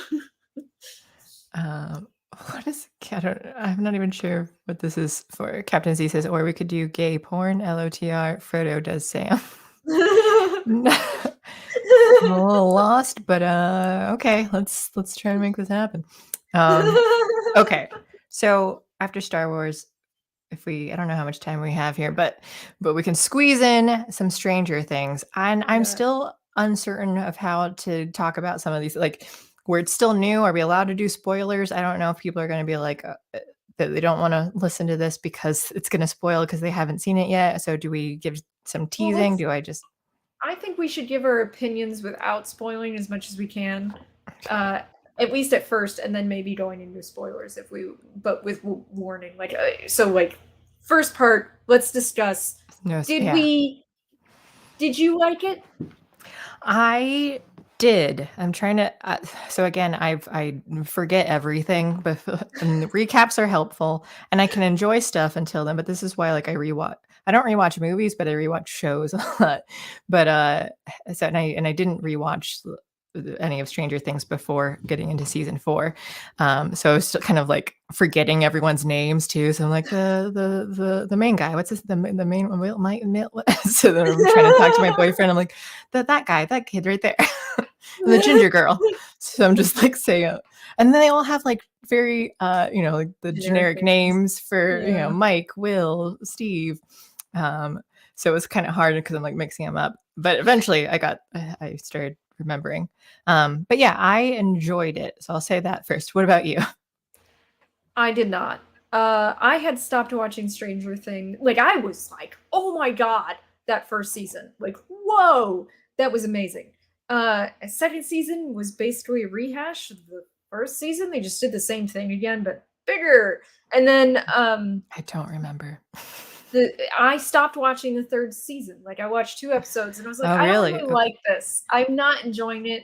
I felt like David Harbour's character, Hop, had become kind of two-dimensional. To turn him into a joke on men, essentially, and I didn't like that. It kind of made Steve a joke too, because they kind of made him a pathetic loser. Love Steve though. I know. I really liked him and Robin, and this is all season 3 stuff too, right? But yeah. I liked their dynamic because I thought it was just fun. Anytime that things kind of seem like more buddy film things, like I always enjoy that, and I got that vibe from them, so I did like that. But okay, can you remind me what else? That's the most of what I remember in season 3. So there's Billy, then they had the what was the monster supposed to be again? Based off of what D&D monster? We had. I don't remember what D&D monster they compared it to, but it was a mind flayer? I think it was the mind flayer again. Okay, I think he was like taking bodies and creating this big flesh monster thing. Yeah. And so he possessed Billy. He did. And I was in the middle of watching season 3. I was like, okay, well, I'll finish season 3 to watch season 4 to discuss season 4. So I'm watching it, and it comes to the end of the credits, and they show a screenshot from the current season. And it gives a major spoiler about the season I am currently watching. Really? And I was like, are you fucking kidding me? I was so mad. I was like, this is not a very good. Don't choose that screenshot, please. That happened to me with the movie Happy Death Day 2, where they did where they had the advertisement for it, and it spoiled what the first one was, and I was like, I haven't seen that one yet. Yeah. Well, and then so then I finish it. I'm like, it was. And then I watched the 4th season, and by the way, the climax of the 3rd season has the weirdest moment in history. Like, I was like, are they taking the piss with this when they stop mid-climax to have a duet of the Never-Ending Story song? I don't even remember that. Wait, was that when they were singing was that like over the intercom things? Yeah, when they were over the radio to each other. I kind of remember that. Mid-climax to do that. And I was like, what? And then I did watch season 4, and I didn't like it because they, like, in the last couple of episodes, they kind of dropped a couple of subplots. They just stopped following them. Like what was going on with the kids that were Jonathan traveling. and I was wondering. Jonathan and Mike and Will. We don't know what they were doing. They dropped what was going on with the military guys who were a threat, and it was like, oh my God, they're gonna show up, and then nothing. And I also found like they kind of undercut the tension at any given moment that they could. So there, and when I'm saying that I like it, again, like it's not that I can't credit, like I didn't have like specific problems of things too, but then I try to balance like, okay, overall, like, did I have fun watching this versus like, was I miserable? So like I've said, like my bar is low of like, did I like it? Because I watch a lot of bad movies and things too. And I'm like, yeah, it was fun. It was really terrible, but it was fun. But I didn't enjoy it because I don't know. They were so good in that first season. There was so much beautiful writing, and I don't know. It was so good. And then they've just been like, let's be funny. And I don't know. It's not as. There are things too, and I can't, again, because I can't remember how like the previous seasons were, but it was some of it where it was like, oh, is this supposed to be like this cheesy, that it's intending to be like an 80s movie or even show or something from that actual time period? Because I was like, I don't know, there was at one point some of the things were like really obvious lines were like, oh, there's only one person. They were already talking about the character Eddie, and like, but then at the end it's like, there's only one person who will actually know what happened. And then there's like dramatic pause, and then the girl says Eddie.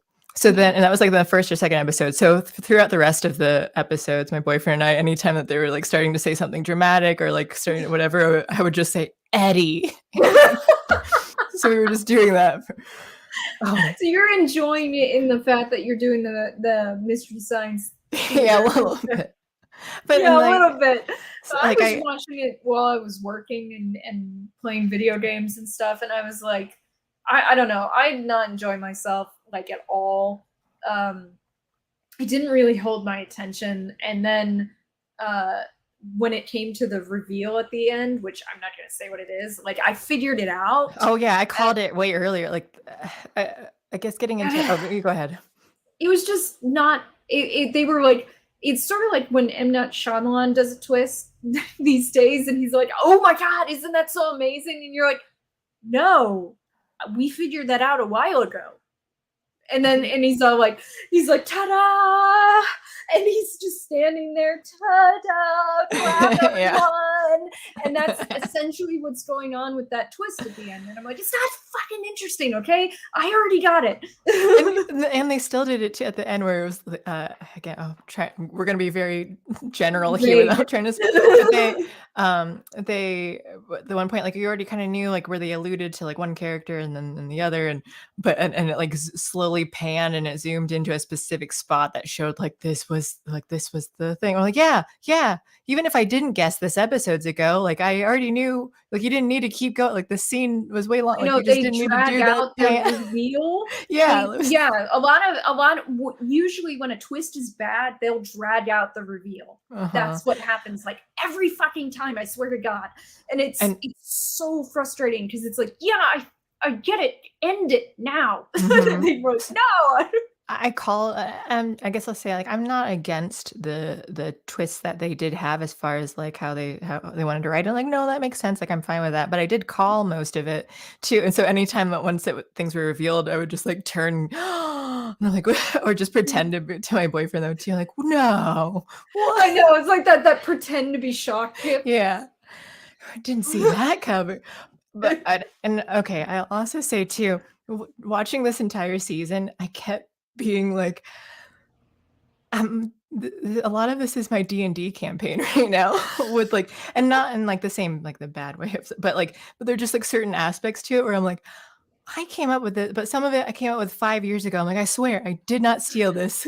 My boyfriend's like, well, they filmed this last year. I'm like, yeah, but I didn't see it yet. Yeah. But there's just like certain parts. I'm still trying to be vague, but something like there's a thing about a kid and how like he's sad and lonely, and so like in mine, like there was a girl who was sad, and they talked about how like she played a lot, but then she ended up becoming the big bad because like this evil took like her over and stuff too. So it was just kind of like similar themes and similar, but like there were a lot of specifics, and I'm like, I think they just stole this from me. Well, I mean, I wouldn't be surprised. The writing is getting worse. Yeah, they're just gonna cop out on it. But yeah. Someone asked, what did they? What did you? Where was that? Yeah, let's show that. What did you think about the aspect of using music to escape from the villain? I think this was a way of torturing the audience, because now, at random moments throughout my day, I will start singing. If I only could make a deal with God, just over and over and over again. The same freaking 3 lyrics are just running on repeat in my head. I thought that song, I liked it for the because it was like this epic kind of song for like for her as she's like trying to run out of the upside down. And now I have to think, because like my campaign also has like this alternate dimension thing too, so I'm trying to like not say the wrong name. It's like I keep tying in, so the upside down. But all right, so as far as like psychological stuff goes, I like it because music is actually really powerful for the mind. So I do appreciate it for that aspect of things, though. But I do understand it getting stuck in your head. And I was thinking how like they keep they have it like where she's wearing the headphones and stuff too. And I was asking my boyfriend how I'm like, I don't know how copyright works, so I'm like, I'm not sure. Like, did they pay for the song and then they're like, well, let's just keep using this for in every episode because we've already paid for it, or do they have to like pay for it each time? So I don't know how like what the rights that they have to it. But in season 3, the first episode, I joked about this before privately, but they had to license like 30 songs for that first episode because it was like 20 different 80s radio stations, and every time a new scene happened, they changed radio stations because it was like constantly changing to another song. And I was like, this is freaking this. You know what it reminded me of? It reminded me of Suicide Squad, where they're constantly musical sting, introducing a new scene, musical sting, and it's like, that's not good. Wait, I'm sorry, it's not. yeah, the other thing too with season 3, they what's her name, Max, like her, when Billy died, they cut back, or they did flashbacks of Billy getting like stabbed and dying like every episode, maybe multiple times in an episode too. And so that's why my boyfriend was like, they must have spent a lot of money filming or like making that scene though, like because they keep cutting back to it. I'm like, yeah, like we get it. Yeah, she's traumatized by this thing. Like like every time she's on screen, and they just keep cutting to this. That was the thing they spoiled for me, was the fact that he was going to die. Oh, yeah. Okay. Like, I could probably have predicted that, but it was only like episode 2 when they did that to me. And I was like, hey, but I don't think you should do that, because maybe someone else wouldn't have predicted that, and they're watching it, they're binging all of Stranger Things for the first time, and then they get that. That's rude. That's really mean to your audience. Don't do that. But they did get Dacre Montgomery for one more scene for season 4, I noticed, because that when she's in the upside down in her like horror moment, the Freddy Krueger is basically a reference to Nightmare on Elm Street, which is why they got the guy who plays Robert Freddy Englund. Krueger. Yeah, I thought that was fun. Yeah, like he was there, and that was new footage. But Dacre Montgomery, he's moving on to something else. I can't quite remember what it was. Something big. Oh, he did the Elvis movie. He's Elvis. Oh, that's why he looked familiar. I just saw an advertisement for that. Yeah, he's Elvis. That's probably why he's like, yeah, sure, kill me off. Oh, Oh, okay. Yeah, I which did not know actually, that. I think he's actually a good cast for Elvis because he is blonde, and Elvis was actually blonde, which not a lot of people know. Was he? Yeah. So he just dyed his hair black? Yeah. I did not know that. I'm not the biggest Elvis. I have been to Graceland. Is that the name of it? Yeah. Have been there, but oh, okay. All right. Well, let me think. Are there any other the tree surgeon Beverly stealing plot points for a D&D campaign again? Have you no shame? I will say I definitely have stolen like Allegedly. a lot of like, well, just even from like anime stuff too. That's just like, here's this type, or like other things like, oh yeah, like here's like the big battle arena type thing. There are stuff like that, and that's just something too, and a lot of uh, um, RPGs that you might like take from different media and all that. So that happens, but I just always, and this isn't the first. Like there have been other times too where I'm like, I did this first, and even though it wasn't public, but I did this first. But yeah, okay. So we don't. Maybe later on we can talk more about this. Like once it seems less bad to do spoilers. There is supposed to be an episode coming out I sometime think in there's July. 2. July. I think the beginning of July there are at least 2 more episodes. So it's the whole. Yeah, they have a part 2 coming. So Because then I it's guess they have to maybe wrap up. then. Yeah, because it's Yeah, not done. The story isn't done. Like it's right. actually like they did a big reveal at the end of But they didn't. but they haven't concluded the story. So And this it's not definitely done. feels the way that they're kind of tying things up and like explaining like the worlds and stuff too. Like you're definitely like, this is the end. Like I don't see, maybe they will, but like this kind of feels like this is the end of the series. Fingers crossed. Yeah. Yeah, because like you can't really go. I mean, you can, but if it's gonna get worse, like once you've kind of explained everything. I mean, that's where my D&D campaign is ending because like I've already revealed where everything is like building up. So now it's just as far as like you know most of like the twists and secrets. So now you're like you just have to like win. You have to beat the bad guys and everything though, and actually make it. But yeah, so like well. And you can continue afterward, but then it's just like a whole new thing, like, and you'd have to do the same with Stranger Things, where it's just like, well, now I have a whole new story, and it wouldn't be around Hawkins and stuff. So I guess we'll see. Well, sort of like the Haunting of Hill House was amazing, and then they did the Haunting of Bly Manor, which sucked.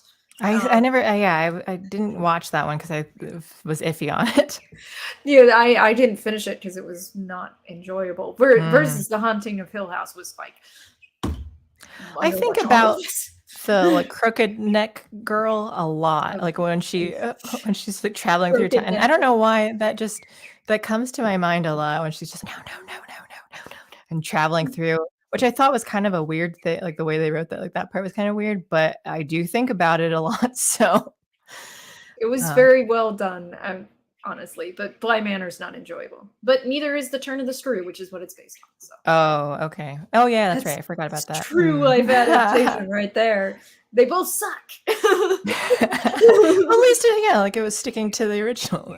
Yeah. And Sagittarically speaking, they said season 4 will be the last season. So, although Captain Z says Wikipedia says it was renewed for a 5th season. So we've got contradicting information here.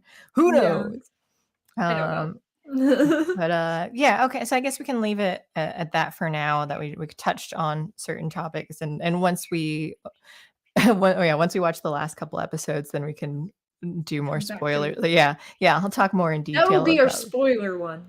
Yeah. So this one here, I'll just say, like, everyone, if you Alex did not like it, but if you've watched Stranger Things so far, I'm just a completionist, so I like to find out what happens in things though. So if you're like me in that, then it's worthwhile. They're fun. There are certain fun parts. Like I just love Steve. He's he's a fun character, and then I like him, and I like Dustin and him. Like when they're dynamic. Again, it has like the buddy, any of like the comedic lines and stuff. That's when they throw those in the shows, like any funny parts though. That's what keeps me going. Where I'm just like, okay, I don't hate this though because you're making me laugh in certain parts, so like I can dig it. That character Eddie, though, I still don't know whether I love him or hate him. He's definitely kind of crazy. I do like him. I do. But he's like obnoxious too. So then I'm like, yeah.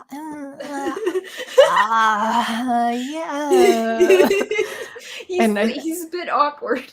Yeah, it was, at the very beginning, I thought he was like too annoying, and he grew on me at the end. So like, I think I do like him, and I think like I love to hate him, and I hate to love him. It's just kind of where I am on that.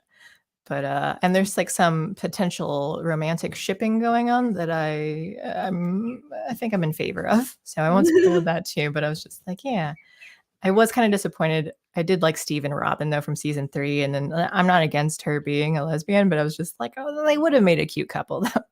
Yeah, they would have. I felt like that it was actually kind of like weird the way they added that sexuality aspect to her. Like, I'm it not kinda- surprised. I don't know. It- It kind of like from a like external perspective, it made sense why they did it, but from like within the story, it kind of just felt tacked on. Okay. I mean, writing wise, like, yeah, like it seemed like it might have just been an excuse of why they couldn't get together. So I think I was upset by that. But then even seeing in season 4 too, I'm like, no, like she seems kind of It's more authentic lesbo. now. Yeah, maybe But maybe I don't remember season 3 as well. Yeah.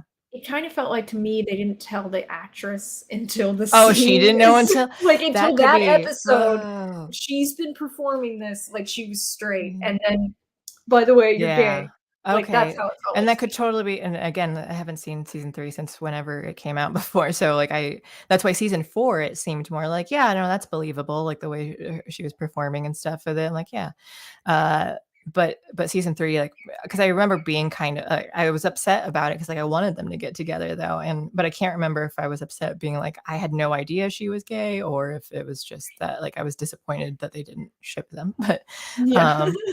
but yeah, I can believe that too. That if they're just like, oh, by the way, we're writing this into, like, oh, Yeah. She's like, okay, well, I wasn't performing it that way. Yeah. Okay.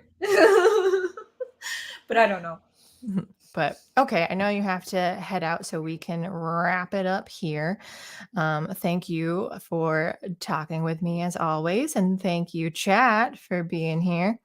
The Haunting of Dr. Phil's House. That ghost of a wife won't leave. David Hall.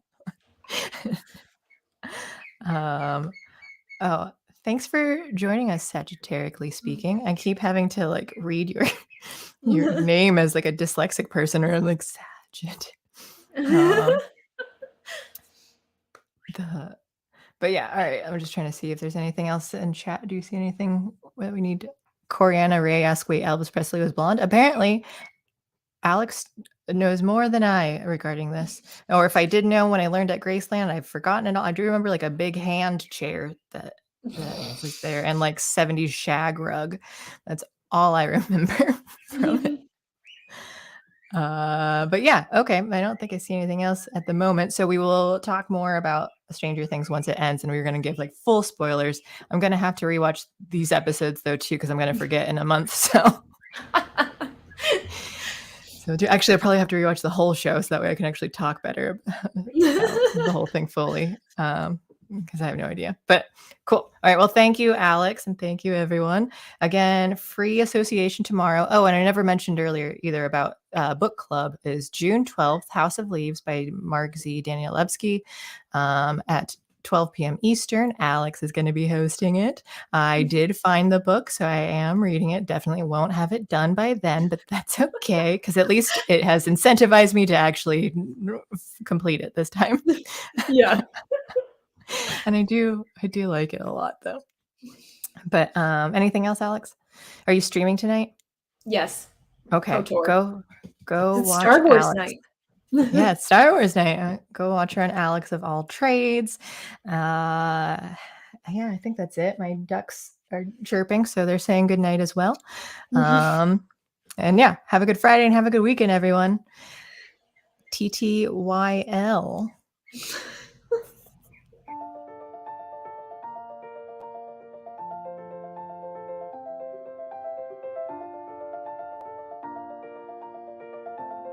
Thanks for sticking around until the end.